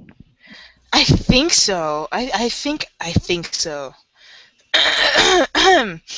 Maybe. Or something else crazy happened to him or something. But yeah, I loved Hook. I loved how they portrayed Neverland and the Lost Boys. I thought I really loved it. I loved watching it as a kid. It was so much fun. Alright, we got a comment from the Green Mile. Uh-oh. You need a box of tissues for the Green Mile. Oh, see, it's gonna make me cry.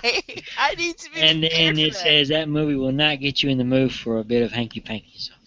Well, that's definitely not gonna happen.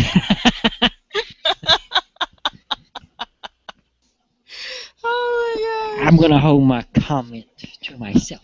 Don't you dare! You better say it. Say it. There's other ways we can get in the mood for that. So. What is going on in your head? I don't know. Spinach was Popeye's Viagra.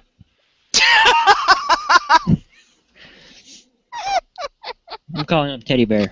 That's his name. So yeah, he's leaving comments on the Google.com event page. So. Oh, that's awesome. Yeah. Usually we got the question and answers thing up so you can participate, but for some reason we can't get it to work. We'll get our act together. Yeah. So. Yeah. We'll get her done next time. So, get her done.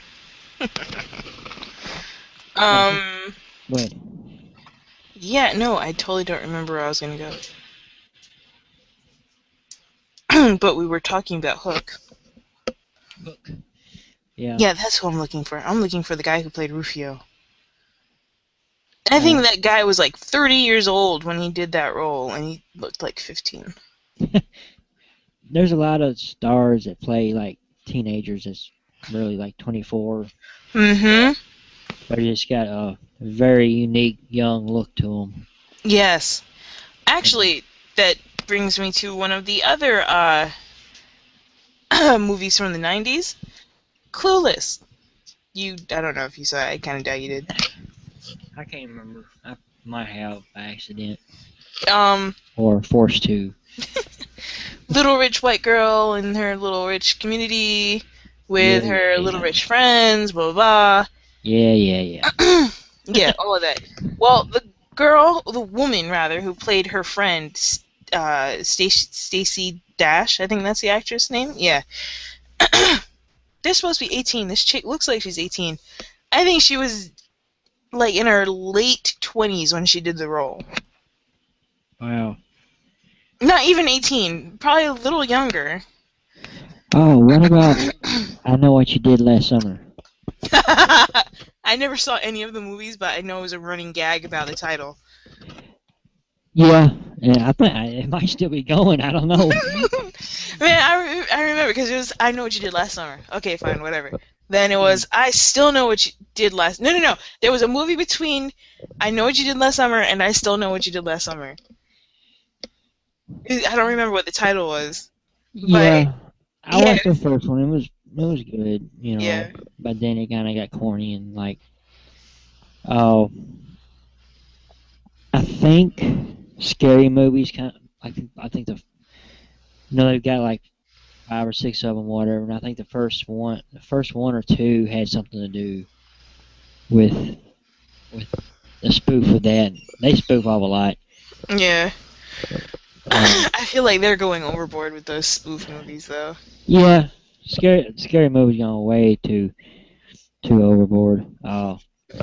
Yeah, isn't it like Scary Movie 7 now coming out, or 6 or something? I don't know. Something like that. And then they come off with the spin-offs of the spoofs, and it's like, alright guys, you need to stop. Let it go. Yeah, the first or second one, I mean, it's funny, but it's wrong.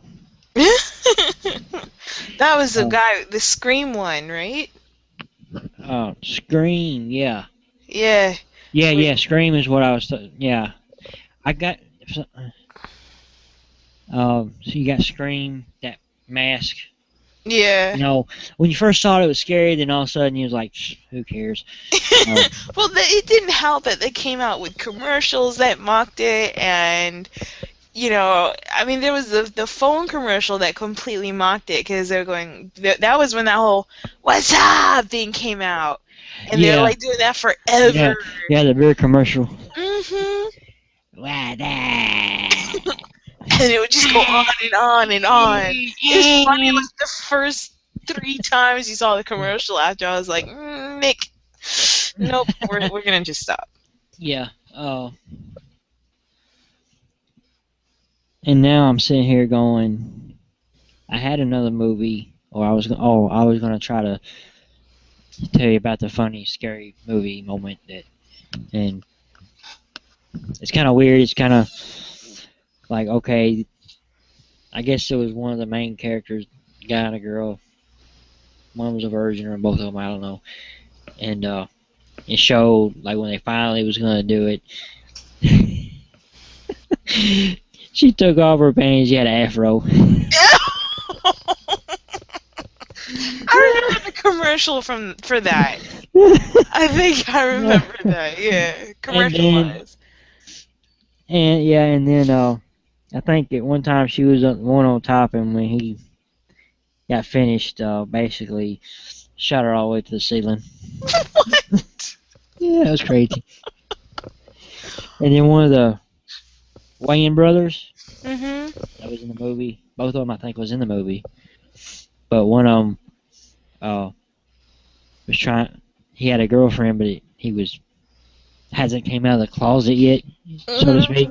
Yeah. But you know, but you could tell he just like, oh wow, I think that kind of after like it got stupid. Yeah. Yeah, I didn't see any of them. I just remember the commercials and trailers. yeah. I think I watched the first couple of them, and I said, they're getting really out there and stupid. So Mhm. They're reaching too far. Or too hard, rather. Okay. Well, I think I'll only mention a couple more movies and we can move on to music. There's Independence Day that came out in the 90s. yeah, I love that movie. Yeah, that was fun to watch. I think that was the last movie that this one actor was in that I remember seeing him in. But I'm not going to mention him because it was a total teenage crush type deal. Yeah, then we have Forrest Gump. Yeah, that was an awesome movie. Totally awesome. I actually read the book that was a sequel to the movie. Oh, It's wow. really good. Yeah. It's really good. I don't know where the book is now, but it was a good book. Good book. It follows him being a dad. And you follow him and his son all the way up through college, I think. I already mentioned Jumanji. And then the stoner movie to end all stoner movies, Clerks. I've never seen it. Yeah, I haven't either. I have no intention to.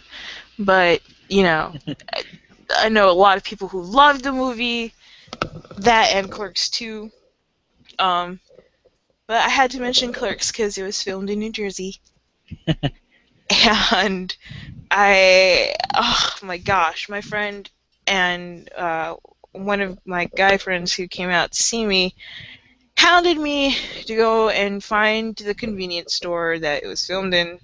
We found it, and the guy who was working seemed completely, totally, and thoroughly exasperated from the people who just come day after day, hour after hour, to see the store where Clerks was.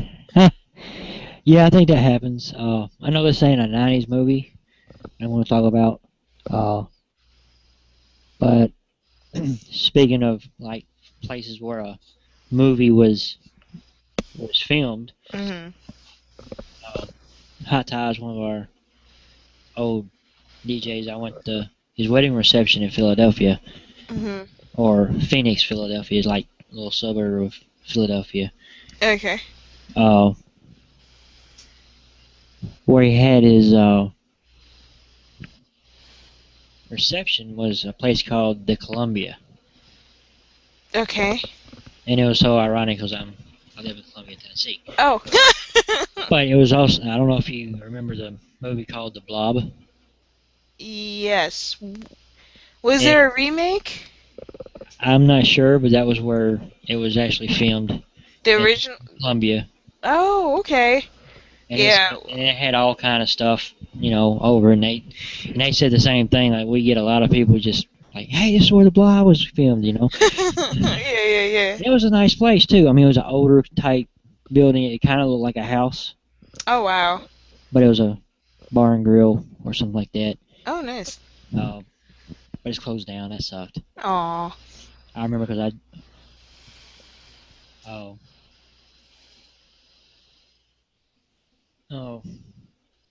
I drank them out of Jim Beam. We went in Monday because he knew the guy and they was going to do something. He said, well, we're out of Jim Beam. You drunk it all. Good job. Yeah, so I had to drink Jack Daniels. Oh, poor you. But anyway. Well, next time you come up, I'll take you to the town where Clerks was filmed in. I'm not going to take you to the stupid convenience store. It's really just whatever. But the town itself is really, really nice, and it's really nice. They've got a record store there. Crazy. I mean, yeah, I think the only other time I've actually seen a record store still around is when I go see you and we go to Nashville. But yeah, they got a record store. They've got so much stuff in this really tiny town. And even what's his face, Kevin Smith, he opened up a comic book store there. It's like the Clerk's comic book store or something or other. Yeah. We went into town and we saw the store, but they were closed by the time we got there. So we just hung out in the record store, and that was really cool. It's a nice community, nice little beach community, lovely houses and ocean fronts and all of that jazz. So yeah. Awesome. Well, anyway, Everybody's I like, guess. well, thanks for telling us your plans. Yeah. I'm like, But, we don't give a crap. So then I think we could just go on over into music from the 90s, or just anything else other than movies, because I think we've exhausted it, even though there's tons of movies we could talk about. oh yeah. Teddy Bear says his favorite is RV. Mm-hmm. Yeah, that's what he says. And then we're gonna take a little break, and we'll talk about music finally. I think, or What, finally? You could have brought it up at any time, man. You just let me talk. Well, I know, but I'll let you talk. I'm not mean. You need to stop, because sometimes I really do talk too much. I'm not going there. Why? I don't want to be in the doghouse. Yeah, that's probably not gonna happen. But also when we come back, there's a couple of comments from Teddy Bear on the thing I mentioned, and maybe a couple other things before we get into the music of the '90s. So anyway, After these messages? we'll be right back. Well, there's not gonna be no messages. Just After this silence. Yeah, after the silence, we'll be right We'll back. be right back.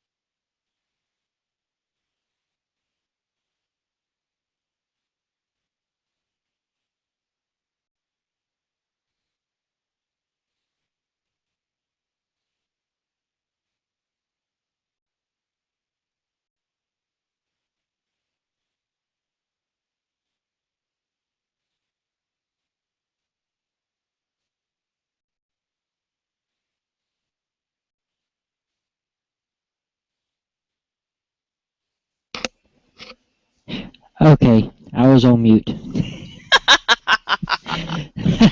I thought that. I'm like, I wonder if he's sitting there talking to himself. Yes, I was talking to myself. At least I didn't answer myself. That's the thing.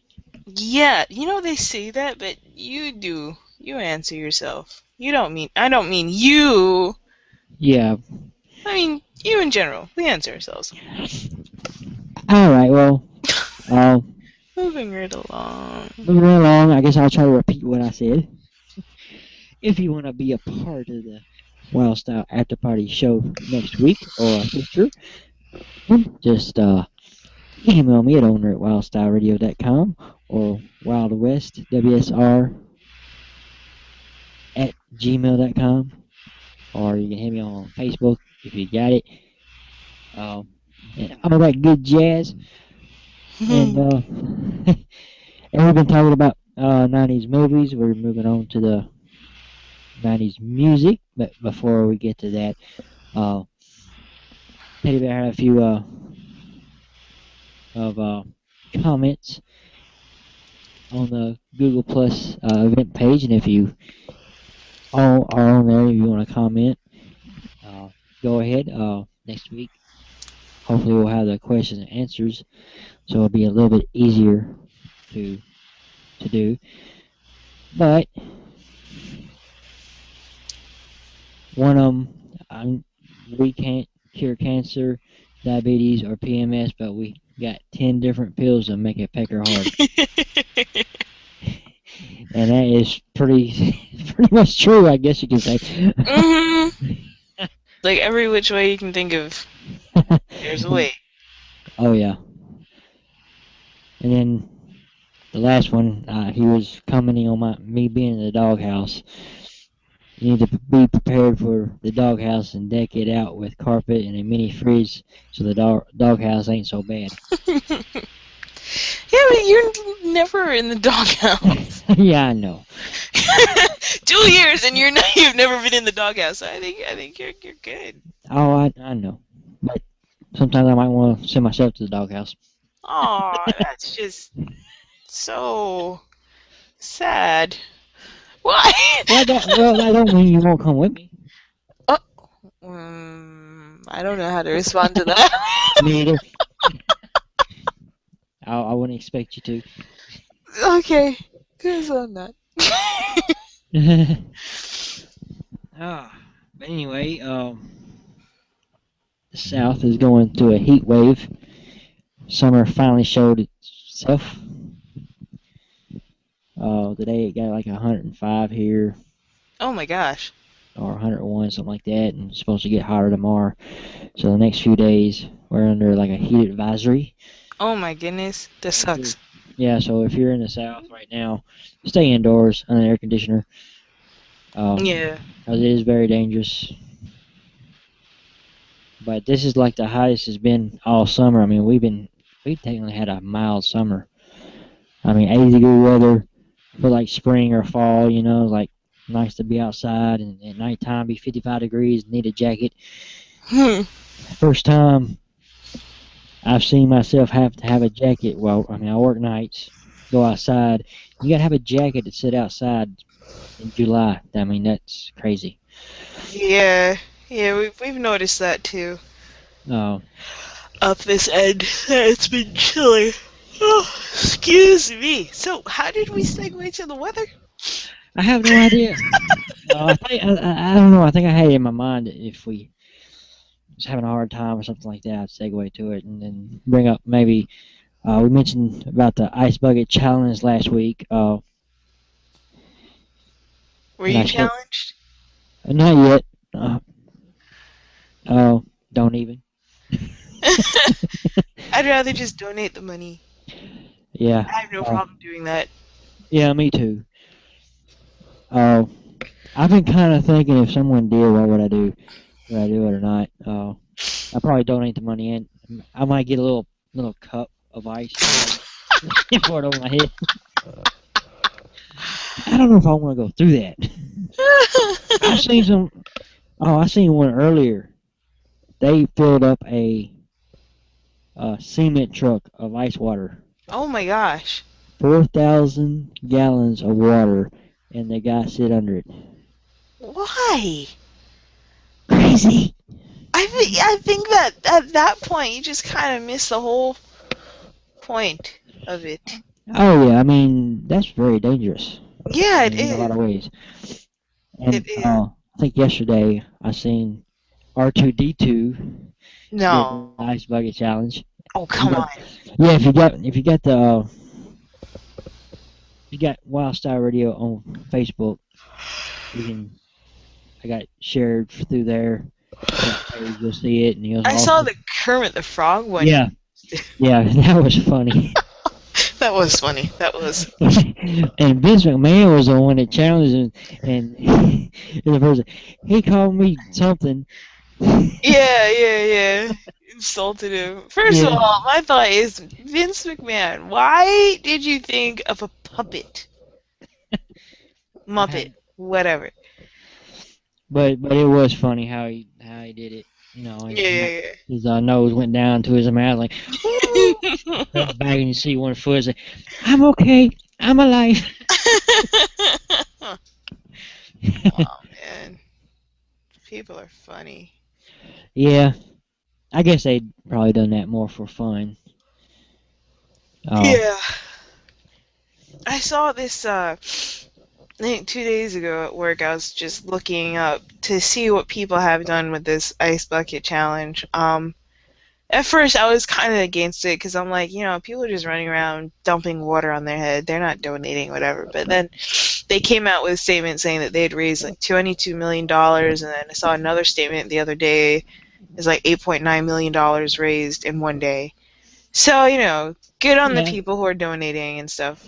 But, The thing is, it shouldn't be either donate or ice bucket yeah, challenge. should I be think, both.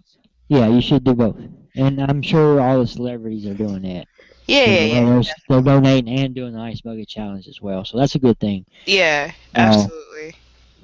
Just as I said last week, be careful. Yeah. Cause if you're too hot and you do it, you might not be here in 5 minutes. Yeah, and there was, I think I mentioned it last week, there was a girl who did it, didn't change out of her clothes, died of hypothermia. That's crazy. But, yeah, I saw this video the other day, and, I didn't see the first part of it. I came in, like, right after the guy did his ice bucket challenge, and he just gets really honest, and he talks about how his grandmother was diagnosed with ALS, his mother, and then he had just gotten the diagnosis, and he was just really honest about how scary it is, and the effects of it. And I wished that they had that video would go viral quicker than anything else. The other thing is he did something like before and after that segment that I thought kind of cheapened the video. That's just my opinion.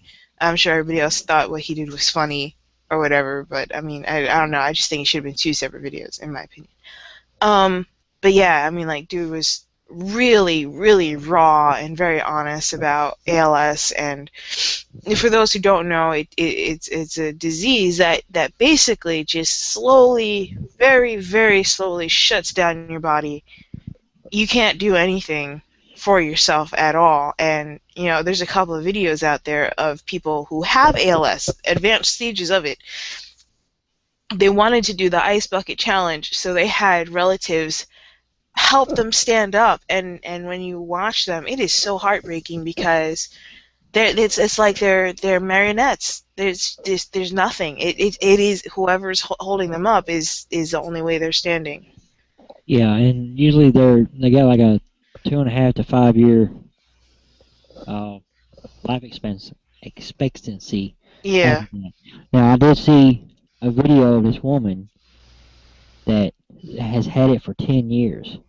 Wow. And I guess she doesn't have the full effect on it, but Maybe. she done the ice bucket challenge, but she actually done like a 2 or 3 minute speech beforehand. Mhm. So it's good to see that. Yeah. But it's understandable because they can't. walk, and their speech gets to where they can't talk. Right. It's really a heartbreaking disease, basically. And if you don't know, never heard of ALS, I mean, you probably heard it called Lou Gehrig disease. Mhm. And back in the day, when he got it, it was like, you see celebrities, see sports stars and stuff like that, you just don't see them getting, you know, diseases and stuff. And then when you see it, it's kind of, you don't expect it, but now you kind of expect it more. Back then, you probably didn't. Mhm. I mean, plus he was played for the New York Yankees, so, I'm sure he was very well loved just because he played for the Yankees. Right. But yeah, it's a good cause. I for that, and also cancer and stuff like that too. Yeah. Oh gosh, I can't remember his name. Something Orlando or Orlando something. I can't remember his name now, but he did his own bucket challenge, if you will. And instead of ice water, it was bullets. And his challenge is to, end violence and racial violence and all that other stuff. I've seen that, and I saw another one. I think it was 50 Cent, hip hop artist, rapper. Mm-hmm. Him and this other person been getting into it a lot, and I don't know, I can't remember who done it, but said, hey, I'm not gonna do the ice bucket challenge. I will donate $750,000 to any charity that you want me to. That's good. Yeah, I mean, he had a bucket of water, ice man. He threw it up. I think he was like at a pool or a river or something. He just threw it all over the side. Say, I'll donate to $750,000 to any charity you want me to. It's good. It's really good. Speaking of Amazon shoppers, we're gonna look into getting to be affiliated with them, but Smile Amazon or Amazon Smile, something like that. If you shop through that site, a portion of I think it's really tiny, like 1% or 5% of your purchase goes to a charity of your choice. I signed this up for work, and it's to create. I signed this up for the charity to create water irrigation systems for countries that need clean drinking water. I mean, I'll never forget, there was this one missionary who went over to Africa, or somewhere in Africa, I can't remember where, but they mentioned that the way that these people were getting clean water, it was that, or not even clean water, just drinking water, is that there was this tiny, tiny, tiny puddle that would fill up with water every so often, and people would just cup their hands and take some water to drink, and that was it. So, I chose that for our job, and then for myself, I chose one of the charities where they're gonna, help soldiers out. Soldiers, they come back, and unless they have a really good support system, they're not getting anything. They're not getting housing. They're not getting jobs. They're getting nothing when they come back. And regardless of how you feel about them going to war, they don't get to choose which war they go to, or when they go, or whatever. They just chose to fight for a country, and then they're sent. And regardless of how you feel about whatever war they're fighting in, you should still support them, because they're going out there and you're not. For whatever reason, you're not going out there. You're not. They are, and they deserve the support of the people that they're fighting for.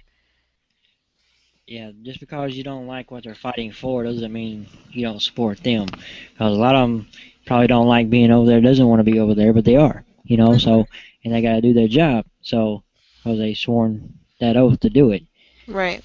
And there's people who sign up to be just medical personnel in the Army. They're not even fighting. They're trying to help those who are, and they get caught in the crossfire. So, so when I shop through Amazon, if I don't go through the site itself, I go through Smile Amazon, and a portion of my purchase will go to I don't remember the name of the charity itself, but it goes to helping soldiers. What are you snickering over there about? Who, me? Yeah, you. Oh, I just read some comments and stuff like that. So, I'll read a couple of them, then we'll get on to the 90s music. Okay. Alright, they are dunking themselves with ice or setting themselves on fire. There is even a challenge I saw that challenged punks to pull up their pants. That's awesome. That's fantastic. Oh, you know what though?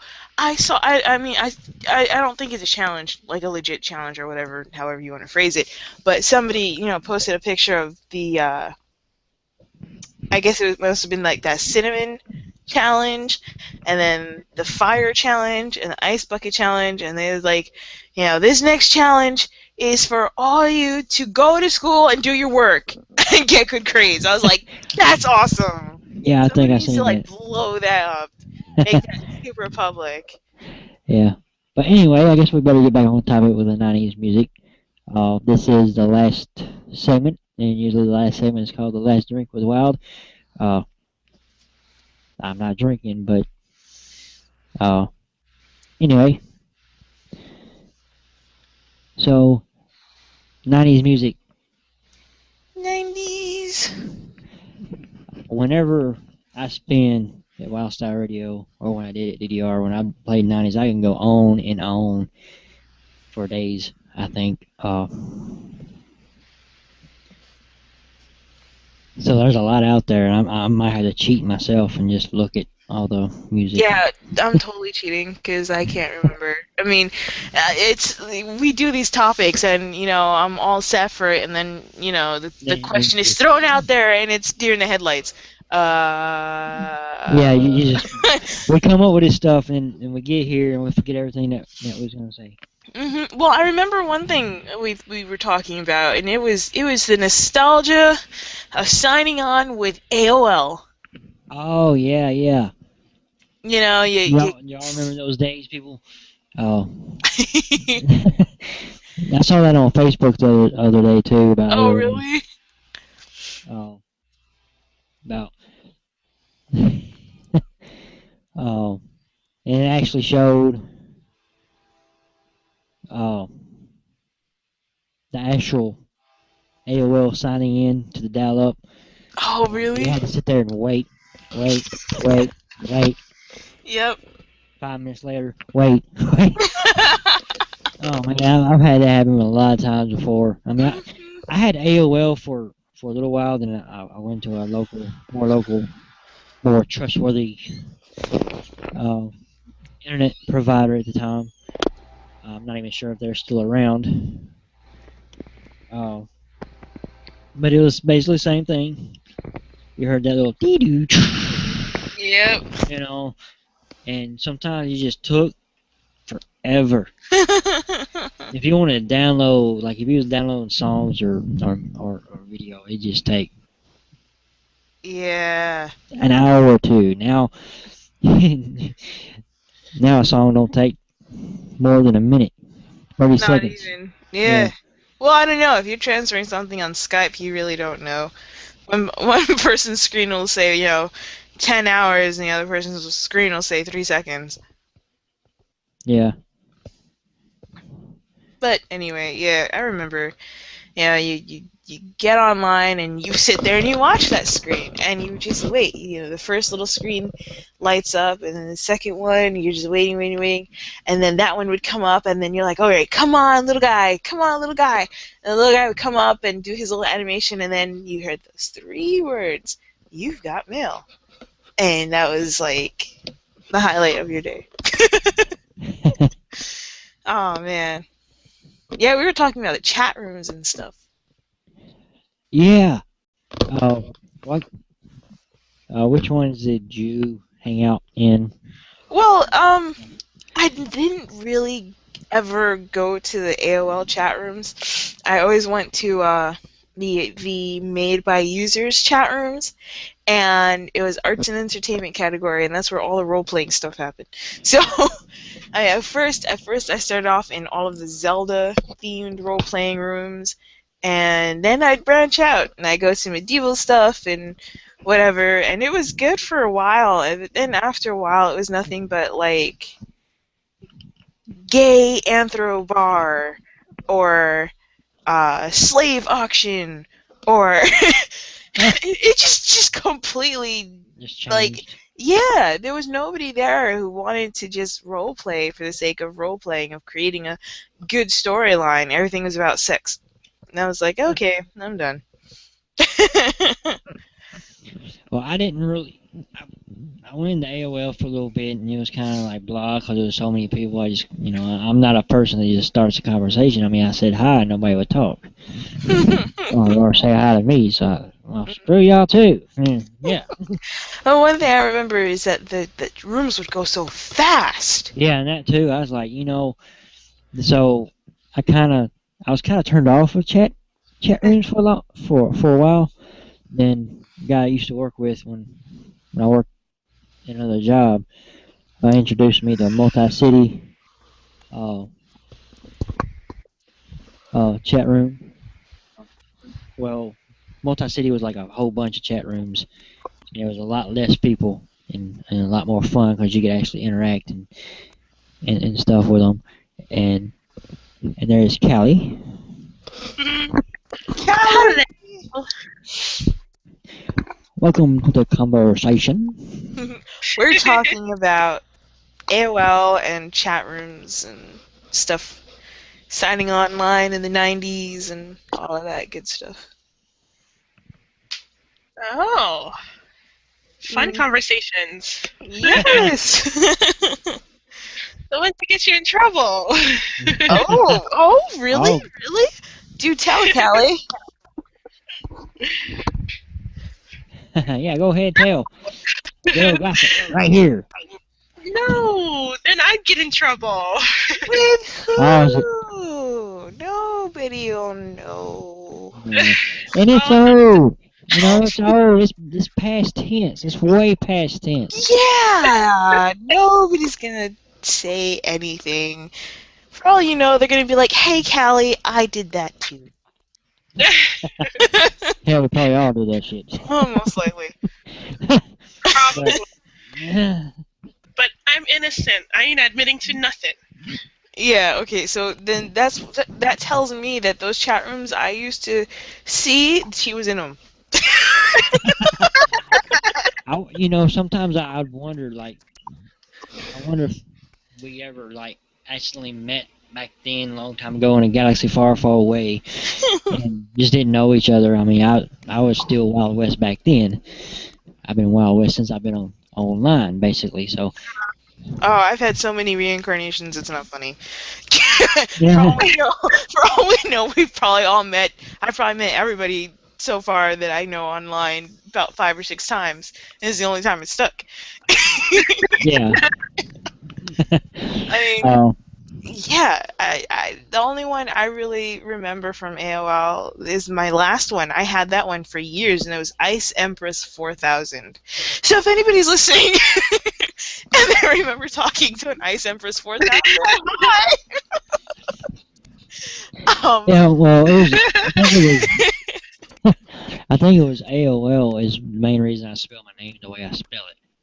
Mhm. I try to go in with Wild West, and no matter what number I put at the end, taken. So I said, something? I'm going to put a Y there. And it's stuck with me ever since, I guess. I did kill it off for a little while and just went by my real name on MySpace.com MySpace. when I came back on the internet. I kind of went to Australia and stuff like that. Being now I got an ex-wife, married and stuff like that. I wasn't online that much. So and when I came back, everything changed. There's no multi-city, and what happened to my favorite chats? Aww. Oh, My first one was like goofball.com. Aw. Goofball.com? Yeah, that's what it was called. It was called goofball.com. I used to hang there, and then all of a sudden they wanted to. They kind of changed it. It was no longer a multi-city. Plus, they was going to charge you to be on the site and use their stuff. So then we went to. It got even worse. Zoos.com. Oh boy. And that's where we found a lot of other types of multi-city chat rooms, and we went in a couple, but there was a one called something Saloon, which was cool, but we basically stayed more into zoos.com, and that's basically where I met my ex-wife. So, you know, a lot of memories there, but had a good time, met a lot of people, had a lot of good friends, but that's then. But I do remember the days. I remember, and then when I came back, MySpace chat, hung around in movies and music. Mainly movies because there was a least amount. I usually went to the least amount of people. Then after that, went to this one site that didn't happen to it. I mean, it was trying to be like MySpace or Facebook, kind of, but it just wasn't taking off like they wanted it to. Do you remember the site? Oh, I really can't. Oh. That's what sucks. I'm really trying to think about it. Yeah, I visited highfive.com for like 2 seconds. I've got an account there. You do? Yeah, but it's been so long, I probably don't even know what it is. What the heck is Hype.com? It's another one of those social networking sites. It was like Facebook and. It kind of works like a combination of like Facebook and MySpace / Match.com. Yeah. It was weird. It is weird. I think I might have found my half brother on it, but he doesn't respond, so I don't know. But yeah. But yeah, after MySpace, kind of, I got turned on to Fubar.com. Wait, you were on MySpace. Okay. Do you remember, and it was on Facebook for a while too, it was like own your friend or your friends were your pets or something? Yeah, MySpace had that. I really didn't get my Facebook till after it got really kind of more popular. So I was trying to stay off of Facebook. But that was like when MySpace was hot, Facebook was not, but Facebook was on its way up. And you can say Facebook kind of killed MySpace. It did. But before that I had Fubar.com, which was adult. You had to be 18 or over. That's how I got into DJing. Ta-da! So here I am. Da-da-da-da! Yeah, and it's actually you guys that are on Fubar. Yeah. I remember that. Yeah. Hellbilly's Hideout. She tried to get me on there, and I was like... Who tried to get you on there? Angel did. Because Angel has a... Yeah, Wyatt and Randy got her into Fubar, and so she tried to get me on there. Yeah, Fubar is a whole different animal, you know. And so, yeah, lost what I was gonna say. But the only time I've seen Fubar is when I've seen it pulled up on your laptop, and it just looks like a whole lot of chaos. Yeah, it's not as, it's like everything else. It changes, and a lot of times changes for the worse. Yeah. It's a lot different from when it was when I first started.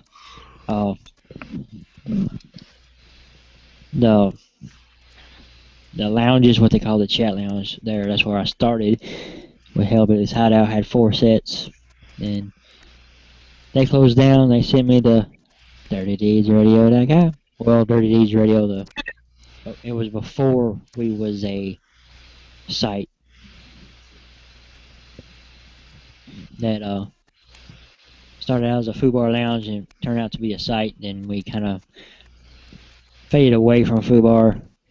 Got, of course, iView, and here we are. I admit it. That would be my fault.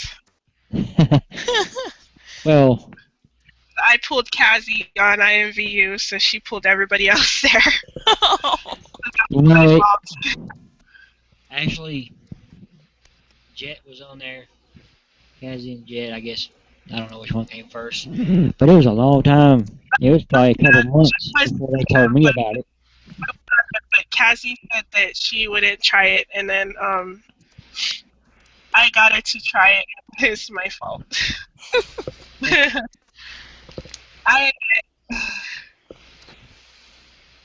So, yeah, you're the reason I found out who.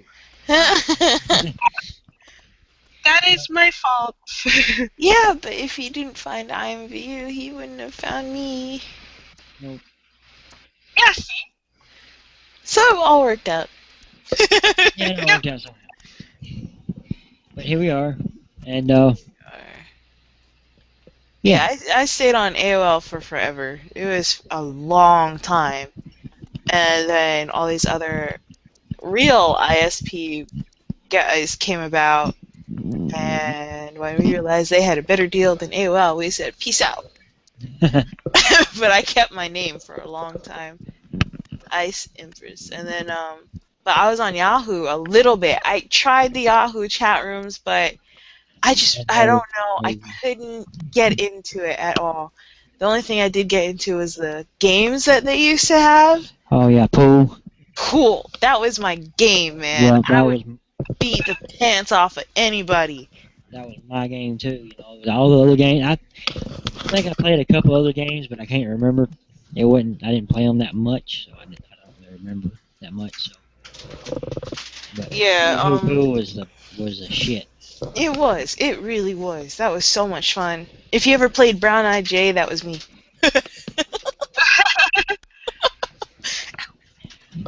There's no telling. But I came in as Wild West like I am now, so yeah, you probably would have recognized it. I don't know. I don't remember. Or you could have played my ex-wife one time. I don't know. She played just as much as I did, or more. What was her name? I think she was Laura Fizz, or. No. I don't remember. She had a couple more names too, so I know. Oh, so did I. So. Yeah. So you never know. I mean, the only guy I remember meeting through Pool and like talking to was some hotshot lawyer who lived he lived somewhere like really exotic. I can't remember where though. But you know, he'd come online and he could have been lying through his teeth, and he probably was. But yeah, he'd come on, he'd be like, yeah, I just got off of the beach, I did a little surfing, now I'm gonna make myself some fish for dinner, and then I'm just gonna blah blah blah. And I used to be like, oh my gosh, that's so awesome. Yeah, you just never know what people's gonna tell you in there, and I don't know. I didn't really talk to too many people that I played. You know, I basically just said, okay, here we are, we're gonna play. We talked a little bit, say how are you, whatever, blah blah blah, and yeah, usually the extent of the conversation was good game, and then afterwards, good game. All right, we gotta go. Thanks for playing. You too. Bye. That was it. Yeah. That was definitely the extent of it. And then what happened? Oh no, from Yahoo, I went on this anime forum site that's still going. I actually checked it the other day, and it's I didn't get into it, but it was Gaia Online, and I met so many people there, and we used to have some great conversations. I got myself into this lotto. Basically, you know, you just keep posting, and then if you landed on the particular page and the particular post on that particular page, you got the coins or whatever. But I met so many people and made so many good friends. That's where I met Chris, who I considered a brother. I still do, but right now I consider him the estranged brother because he doesn't talk. But Yeah, he don't talk too much. no, he's whatever. Anyway, yeah, that's where I met him, and then I had this other friend on there, and no, how did I meet that other guy? No, he was from AOL, and he introduced me to IMVU way back in the day before you had anything remotely cool looking. I mean, you looked worse than the current default. Like gigantic head and feet and hands. It was way back when your default room that you got in your starter kit was that random high rise where you can like fly around. Yeah, okay, by your silence, neither of you have no idea what I'm talking about. That's how old I am in IMVU years. Yeah, I mean, I didn't know IMVU existed until I was introduced while I was at DDR. Yeah, I was around on IMVU for like a year, but I grew tired of it because you have to spend money, and I didn't want to spend money. But then I left it for a while and I stayed on Gaia, and then that one friend, I think he brought me back onto IMVU, and it had changed a little bit. I mean, we still couldn't change the sizes of our head or hand or feet or much else, but there was a couple more rooms that you could buy. I think they had just introduced the Access Pass, and yeah, people were getting it on. Way before me then. Yeah. I shouldn't be so proud of that or say that so heartily, but no, it's funny because people are all like, they'll look at my card and they'll be like, "Oh, I've been on IMVU longer than I have." And I'm like, "No, you haven't. I've been here longer." Okay. I know the real deal.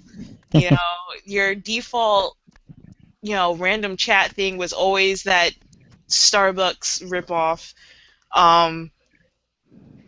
Dag, it was just terrible back then. I mean, deving, if you go into the caddy and sort things so that it's the oldest first, that's what we considered cool. Whatever you come up with, that's what was great back then. I mean, if you could make your character look like an anime character, that was the stuff, man. I mean, yeah. And then finally, a couple of years later, they came out with Pool, and I met this one dude through Pool. He was okay, cool. He introduced me to Leo, and after a while, through Leo, I met Wyld. Yay! Yay! Yay! Yay! There's probably somebody listening like, shut up. Yeah, like, it's time to cut them off. They got a long wait on this thing right here. So, Callie, what was your online adventures?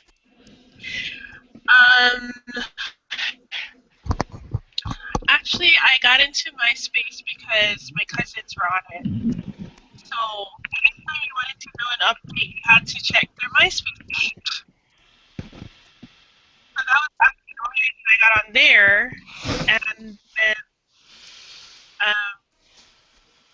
I actually, AOL and Yahoo, I got on to talk to friends, but I never went into the chat rooms. So you actually were innocent. Yeah. Listen,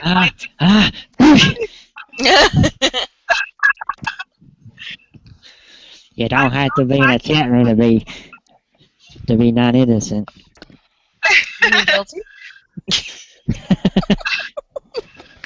I use it for were in the chat rooms. I didn't really know how to. I didn't really want to go in the chat rooms, but I used it to talk to friends and stuff.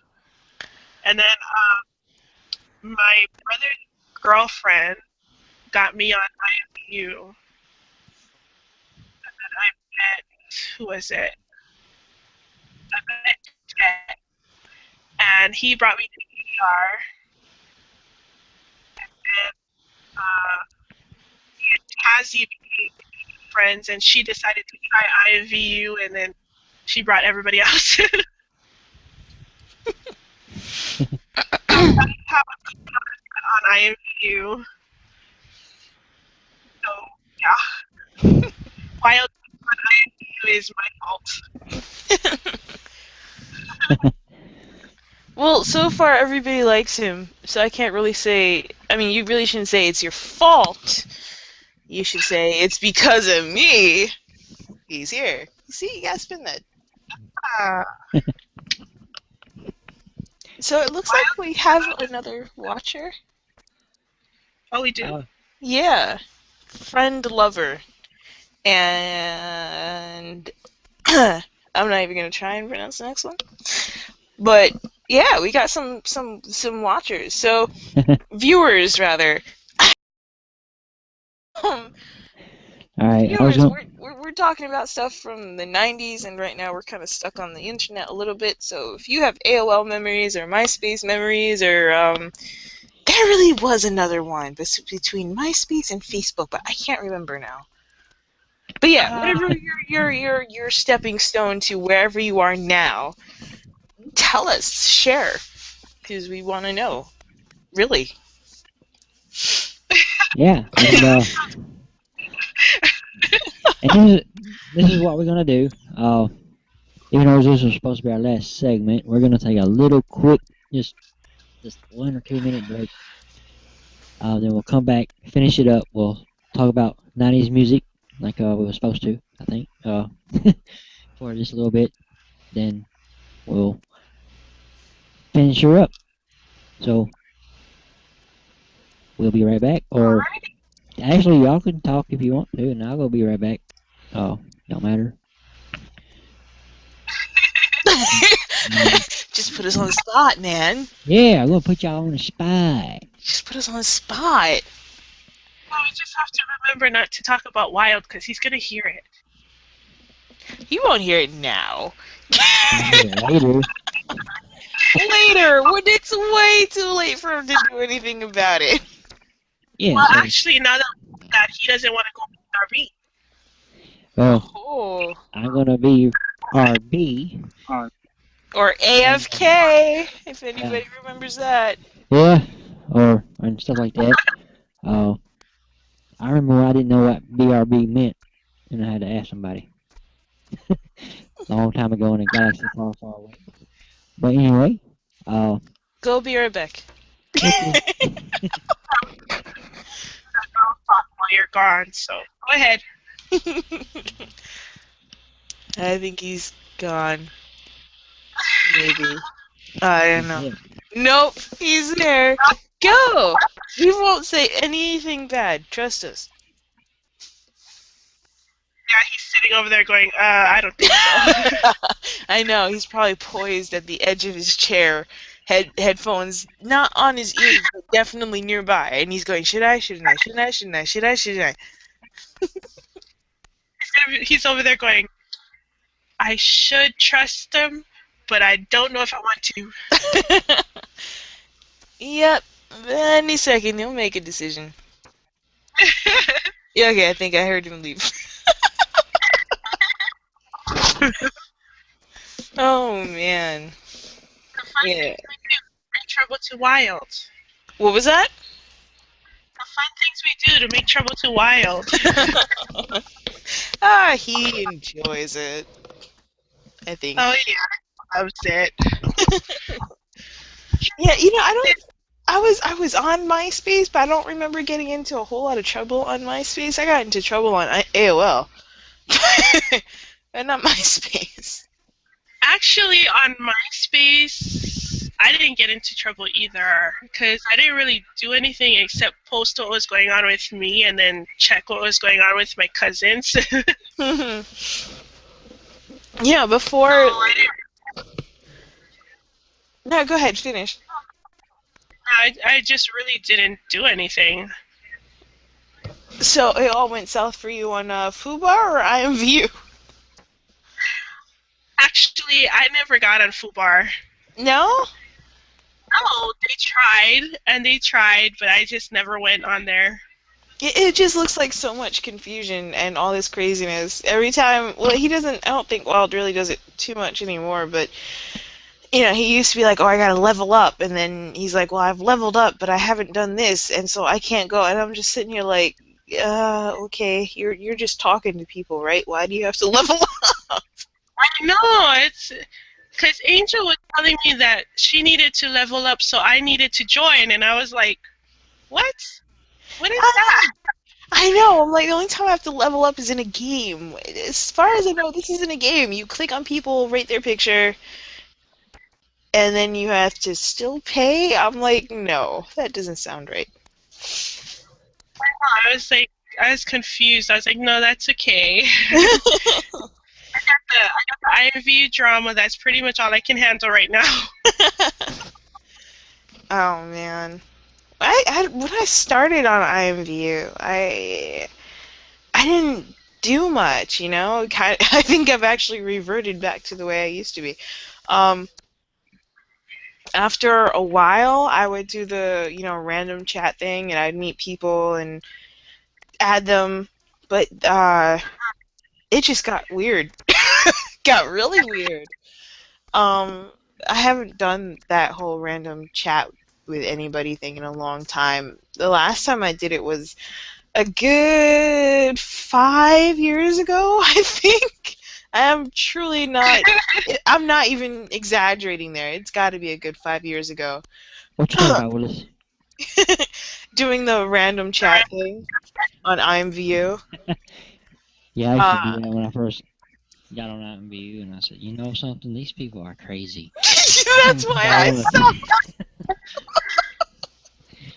That's exactly why I stopped. I think I'm... There was that time period where IMVU actually screwed it up, and then even though you didn't want to chat with that person, you ended up chatting with that person because it would put you in the room anyway. Yep. I remember that. And then they had the settings, so I've got it set to... At one point, I had it set to 18 and over only, because I didn't want to get caught talking to some 13-year-old. But then, you know, as kids are, they've messed with their, you know, application, their sign-up, whatever, and you find yourself still talking to some 12-year-old. So then I've got it. Then I set it to access pass only, and I would still run into that situation. Or I would run into some really, really, really, really, really weird people. And then I just... We're not giving IMVU a good name, are we? Not right now, no. But then I set it to friends only, and then I would meet people through my friends, and it was okay. Well, we're doing a how-to guide on how to handle IMVU. Yeah, like, step number 1, don't hate all the noobs, because they're not all bad. They're just new to the stupid thing. But they actually know how to speak and type in full sentences and so on and so forth. Not all of them are beggars, but most of them are. I said not all of them are beggars, but most of them are. Yeah, you gotta watch a lot of them. They want stuff. Mm-hmm. But not to try to change the subject here, but we're gonna change it just a little bit. If I can. Okay, here it is. Teddy Bear mentioned something about this is like 90s songs. In the 90s, y'all remember the Macarena? Yes! I remember doing the Macarena and the roller rink. Hey, Macarena. And now we got Gundam Style. Yeah, it'll just keep... Actually, we're past Gangnam Style now, aren't Oh we? yeah. We're past it, but that's the newest, Yeah. rave thing going. And there are two songs that you don't want to.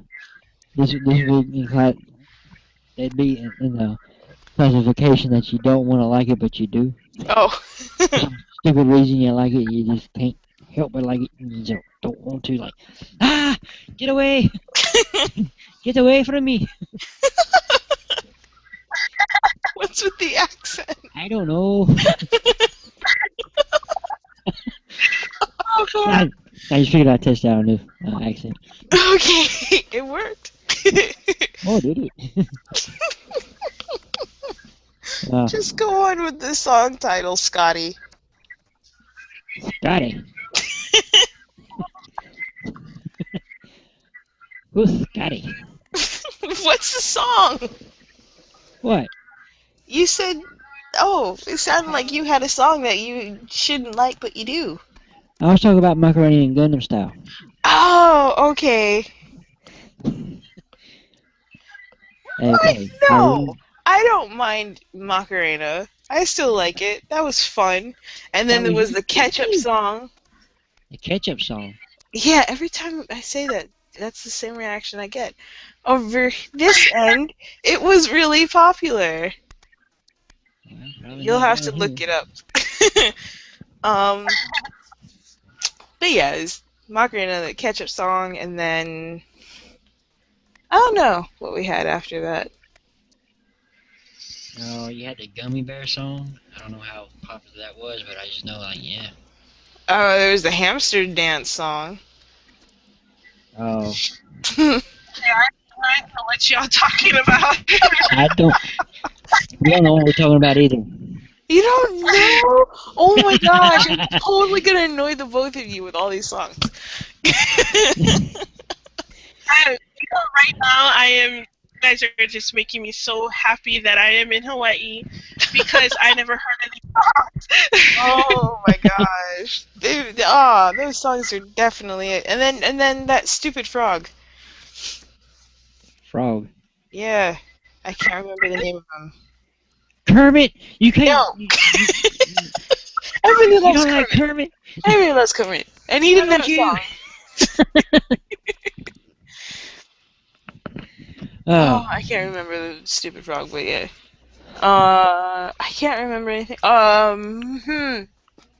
Nope, that wasn't one. Alright, anyway, moving on. New line, there's nothing to see here. Songs from the 90s that you remember. None. Songs that Since you mentioned it. Oh. Mariah Carey's Hero. Or I Will Always Love You, but covered by Whitney Houston because that song was originally Dolly Parton. Yeah, and it was in The Bodyguard. Yep. As we mentioned earlier, A Whole New World from Aladdin. Oh, I love that song. See? You needed to be with us earlier. I got a choir. I love that song. I love that song. Tootsie Roll. Oh, yeah. 69 Boys. Mm-hmm.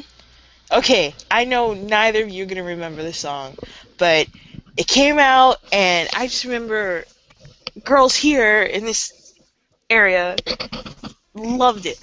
It is Ace of Base, I Saw the Sign. Or The Sign, rather. I know it. I was about to say something about Ace of Base. Really? Yeah. I saw the sign. Dude, I sang that for an audition for a talent show. They didn't let me in, but whatever. Oh. Yeah, it was all fixed anyway. Yeah. I remember Bonnie Raitt's Something to Talk About. Yeah!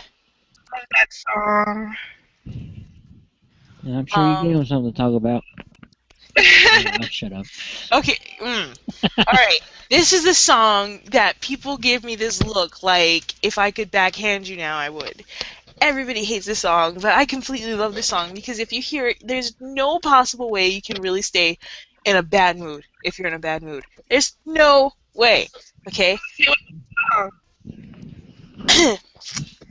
It is Mbop by Hanson. was that in the 90s? What? Was that in the 90s? I remember my dog at 97. maybe. Yeah, that was around 97. 97. Oh, come on. We can't let this go. We can't say the 90s and not mention getting jiggy with it. Oh yeah, get jiggy with it. Yeah. Will Smith, yeah. Fresh Prince of Bel-Air and all that. And then I swear, dude, your phone.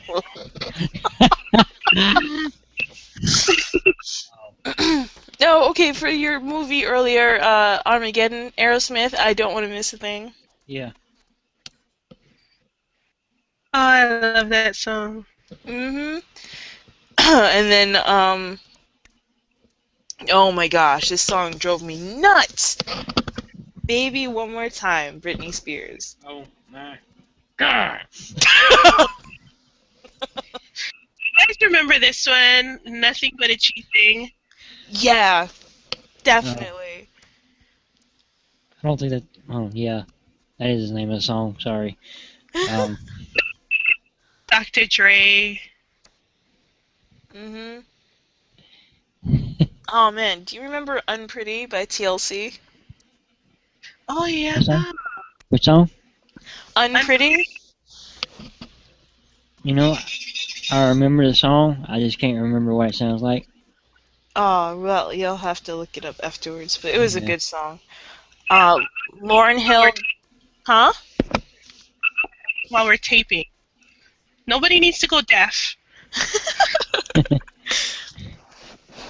Lauryn Hill. Doo-wop, or that thing. Oh yeah. Oh. Yeah, I remember when that came out, man. We were in a concert choir, and if the teacher was in there, somebody would hop on the piano and actually start to play it, and we would all, well, not we would all, I would just sit there and watch. Everybody else would sing the song. Let's see. The Rain. What is it? November Rain. Yeah. November Rain. Oh. That's when Guns N' Roses kind of slowed down. A lot of people didn't like that. Mm. I liked the song, but I didn't like the video. Yeah, the video was kind of crazy, kind of weird. Yeah, I didn't like the video, so I think that's why it kind of turned people off. Oh yeah, comment. Bop is something you would use in a torture chamber. But seriously, next time you're in a bad mood, this is my challenge. I challenge you to listen to Mbop and see if you're still upset. Even if you hate the song, you're gonna start cracking up laughing because you thought it was so terrible. That's why a lot of people don't like it. They're like, you're in too good of a mood. Well, I don't know. That's a little weird, if that's the case. But, let's see. Always Be My Baby by Mariah Carey. That song had a long lifespan. Oh, yeah. Oh yeah, my favorite Mariah Carey song was Fantasy. That came out in the 90s? Or are you just saying? Yeah, it came out in the 90s. Ooh. I think it was on the one, the same album as the song you just mentioned, Wanna Be My Baby, I think. Oh, okay. Now I remember Rush Hour. Whenever I hear it, I remember the little girl in the car right before she gets kidnapped, singing it. Oh. Yeah, and she's so cute singing it too.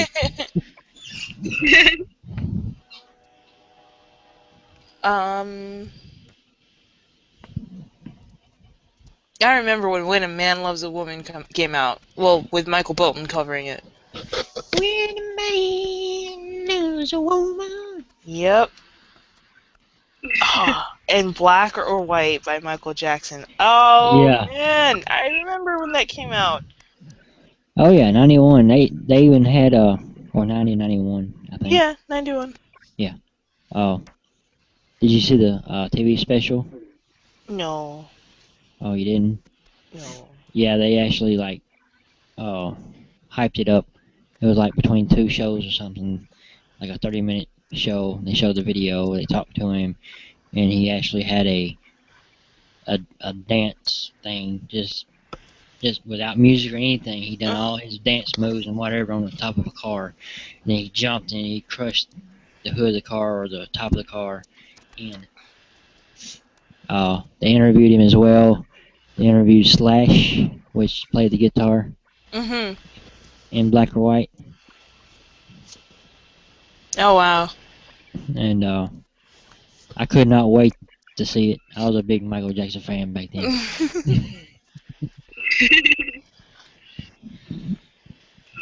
Well, okay, then you remember when You Are Not Alone came out. Yeah. That was a good song. Yeah, that's a good song. What's that other one?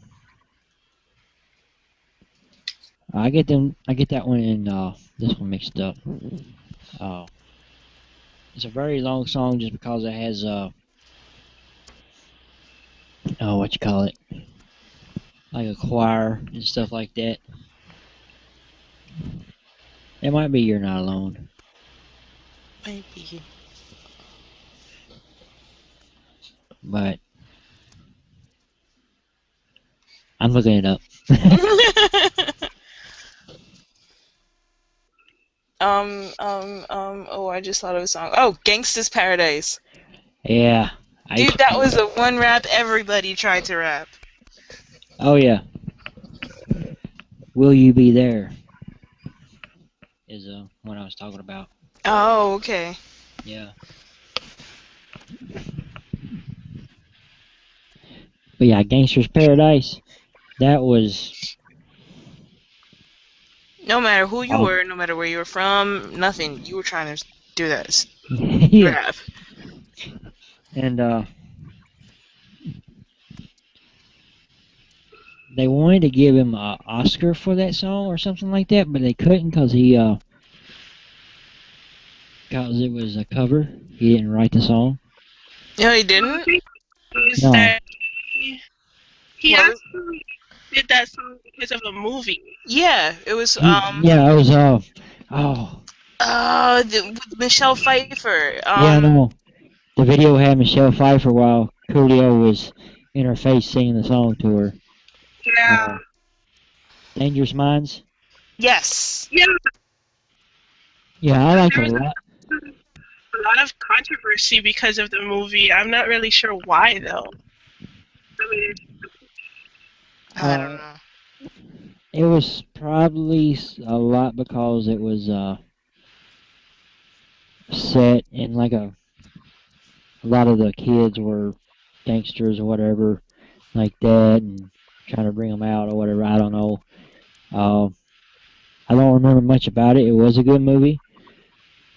But for some reason with the Oscar or whatever, I guess he sampled a song or something like that, so they couldn't make it original.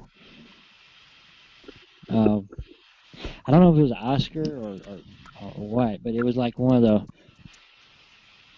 the award shows that it had to be original to get an award for it. Oh, wow. Because if it was original, I mean complete original, he would have won an Oscar or whatever it's called. Mm-hmm. And since it wasn't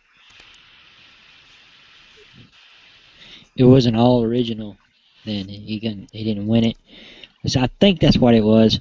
And also he got mad when Weird Al done a scoop. He did. He got upset. He did not like it. Oh, but that was hilarious. Yeah, it was hilarious.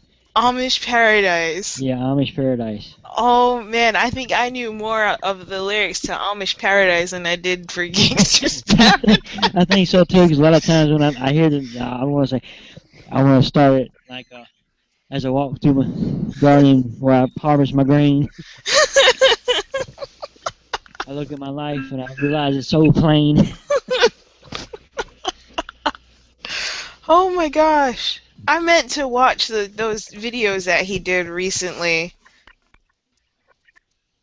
doing his usual parody thing. It was funny, the one for Happy, and he covered one of the Miley Cyrus songs. I don't remember which one, but it was so funny. But anyway, so we don't continue to get off track. Casey and JoJo, All My Life. Either of you remember that? Yeah. Yeah, I remember that. It sounded like bad memories are attached to that. No, it was actually We say that again? a wedding song.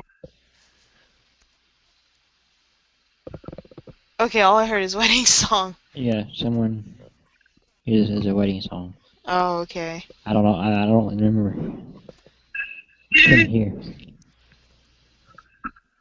Okay, can you hear me? A little bit better, yeah. Oh man, I think, is it, Sick still. what? Yeah. I'm sick still, so you can't really hear me. Oh, no, it's not that. It's like, it's literally being, your connection is being dropped. That's what it sounds like. Yeah, something like that. Not because of you being sick. Actually, you sound pretty good for being sick. Oh. Eddie Bird got a good song. Oh, Keep on Forgetting. I love the song. Oh, a good song that was thought of during a bong was Crash Test Dummies. Okay, I can't really get but the song. Yes! Yes, got it. Yes. I was like, wait, what is he talking about? No, I remember now. Mm-hmm. That's when... Maybe they were eating glue and could not speak, so they would only go. Okay, makes sense. Yeah, it totally does. Totally Yes, plausible. so now we know. Now we know. That's when Ricky Martin made a big splash in the 90s with Livin' La Vida Loca. Oh yeah, Ricky Martin, Rico Suave. You remember him? I remember him. Rico Suave. Who is this guy?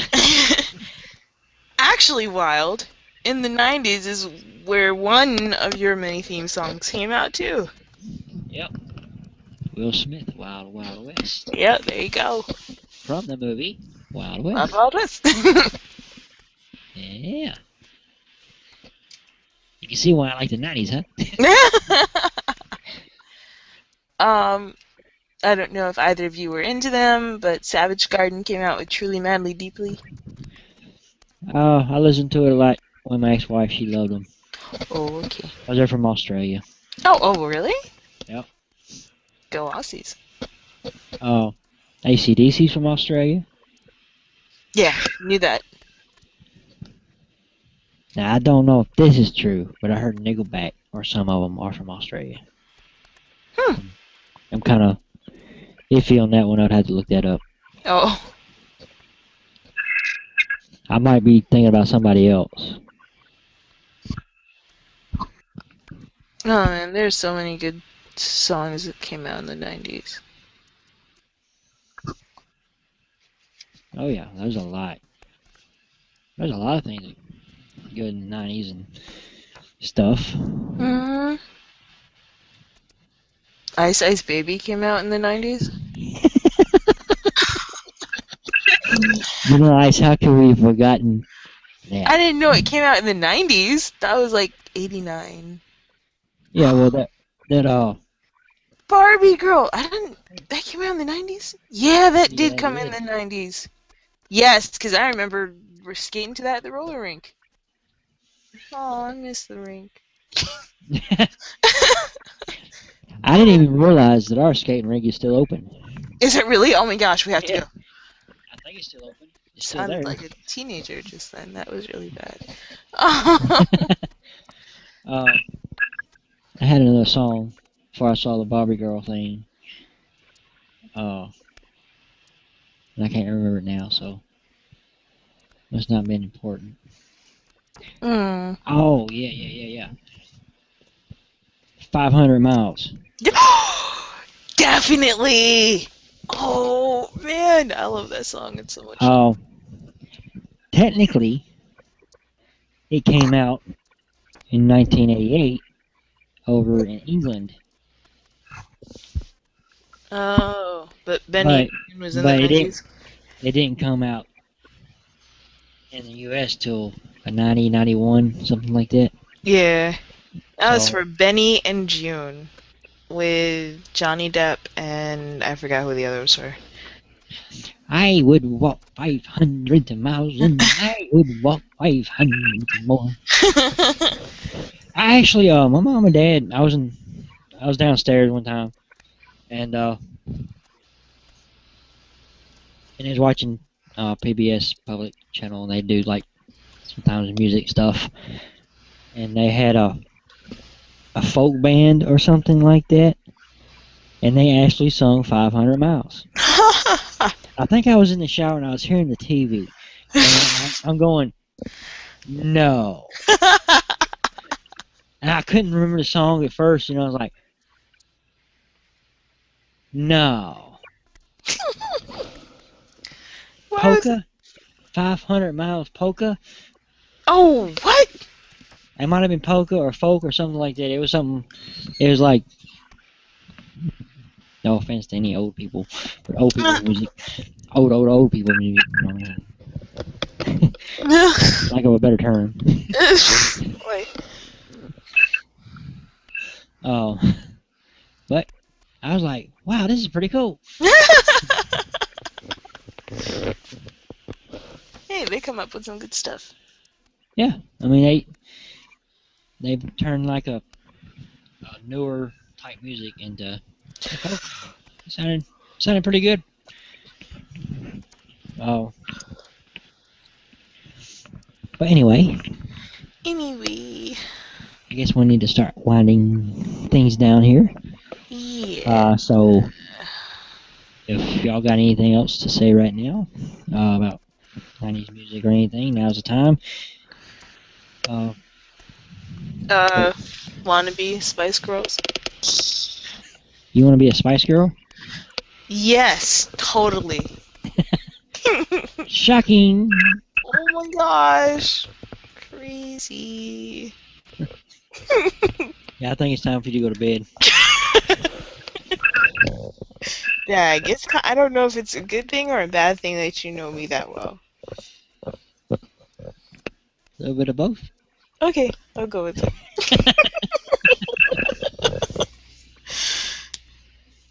Alright, I guess we'll close her down for the night. And I guess let everybody say their good nights and goodbyes. Callie, you can go first since you're the last on the scene. All right, this is Callie. I am the dev manager for ISU WSR. You guys had a great time. I know it's a little late, but yeah, I had to have. Anyways, hope y'all have a great weekend, and we will see you next week. Alrighty, and I am Anna/Ice. I don't DJ, but I do a lot of stuff in the background. If you like my crazy antics, you can always catch me here on the WyldStyle Radio Google Hangout. And we will be back next weekend. Same wild channel, same wild time. Wild man! WyldStyle! Okay. Yeah, you got the reference. Of course! I used to watch when I was a kid. Reruns. The one and only Wild Man, Wyldwest. And we want to thank everybody for watching. Thanks, Teddy Bear, for coming in and giving us your funny comments. Was awesome. And You know, you say his DJ name, and I think of the Teddy Bear Picnic.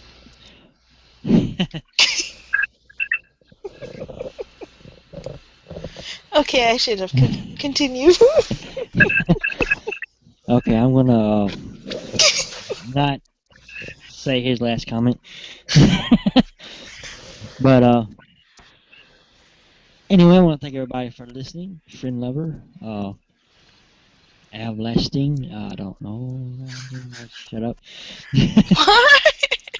I read it. Yeah, go look at the picture and you'll see why it's kind of okay. But thanks for listening. And all that. I hope you learned something, had fun, laughed, everything else like that. What we like to do around here. Anyway, next week is Labor Day weekend, and I'll be on air 7 p.m. Central Time Saturday, and probably gonna do a little bit of classic rock. Does that sound good? Woo. Classic rock. And then right after, we usually try to start at the party around 10:30 Central Time, 11:30 Eastern, 5 Pacific. I don't know what time it is in Australia. I used to know. About 10 years ago, I could tell you. Teddy Bear Walker. Yeah. That's his. I just remember Teddy Bear. Teddy Bear Walker? Yeah. I'm not gonna say anything. Alright. And, anyway. You guys want to take about 30 minutes to sign off, huh? Yeah. Oh, it could be boring and be like, alright guys, peace out. Click. But then nobody will come back. Yeah, well, we'll see you next week. Come by WyldStyleRadio.com. I think DJ Black is on tomorrow, 3 p.m. Central Time. And Toast came in earlier. He's going to be on Monday. What is it? 11 Central. And then I might just show up. You just never know. When I want to DJ, I might just come in and play some music. But anyway. It's a wild phantom.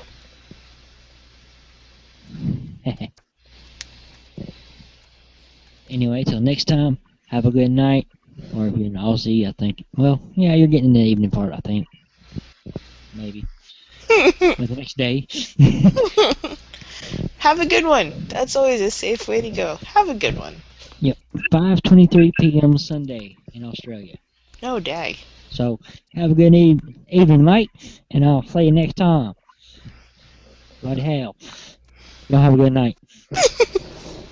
And now I gotta get to the window and see y'all later.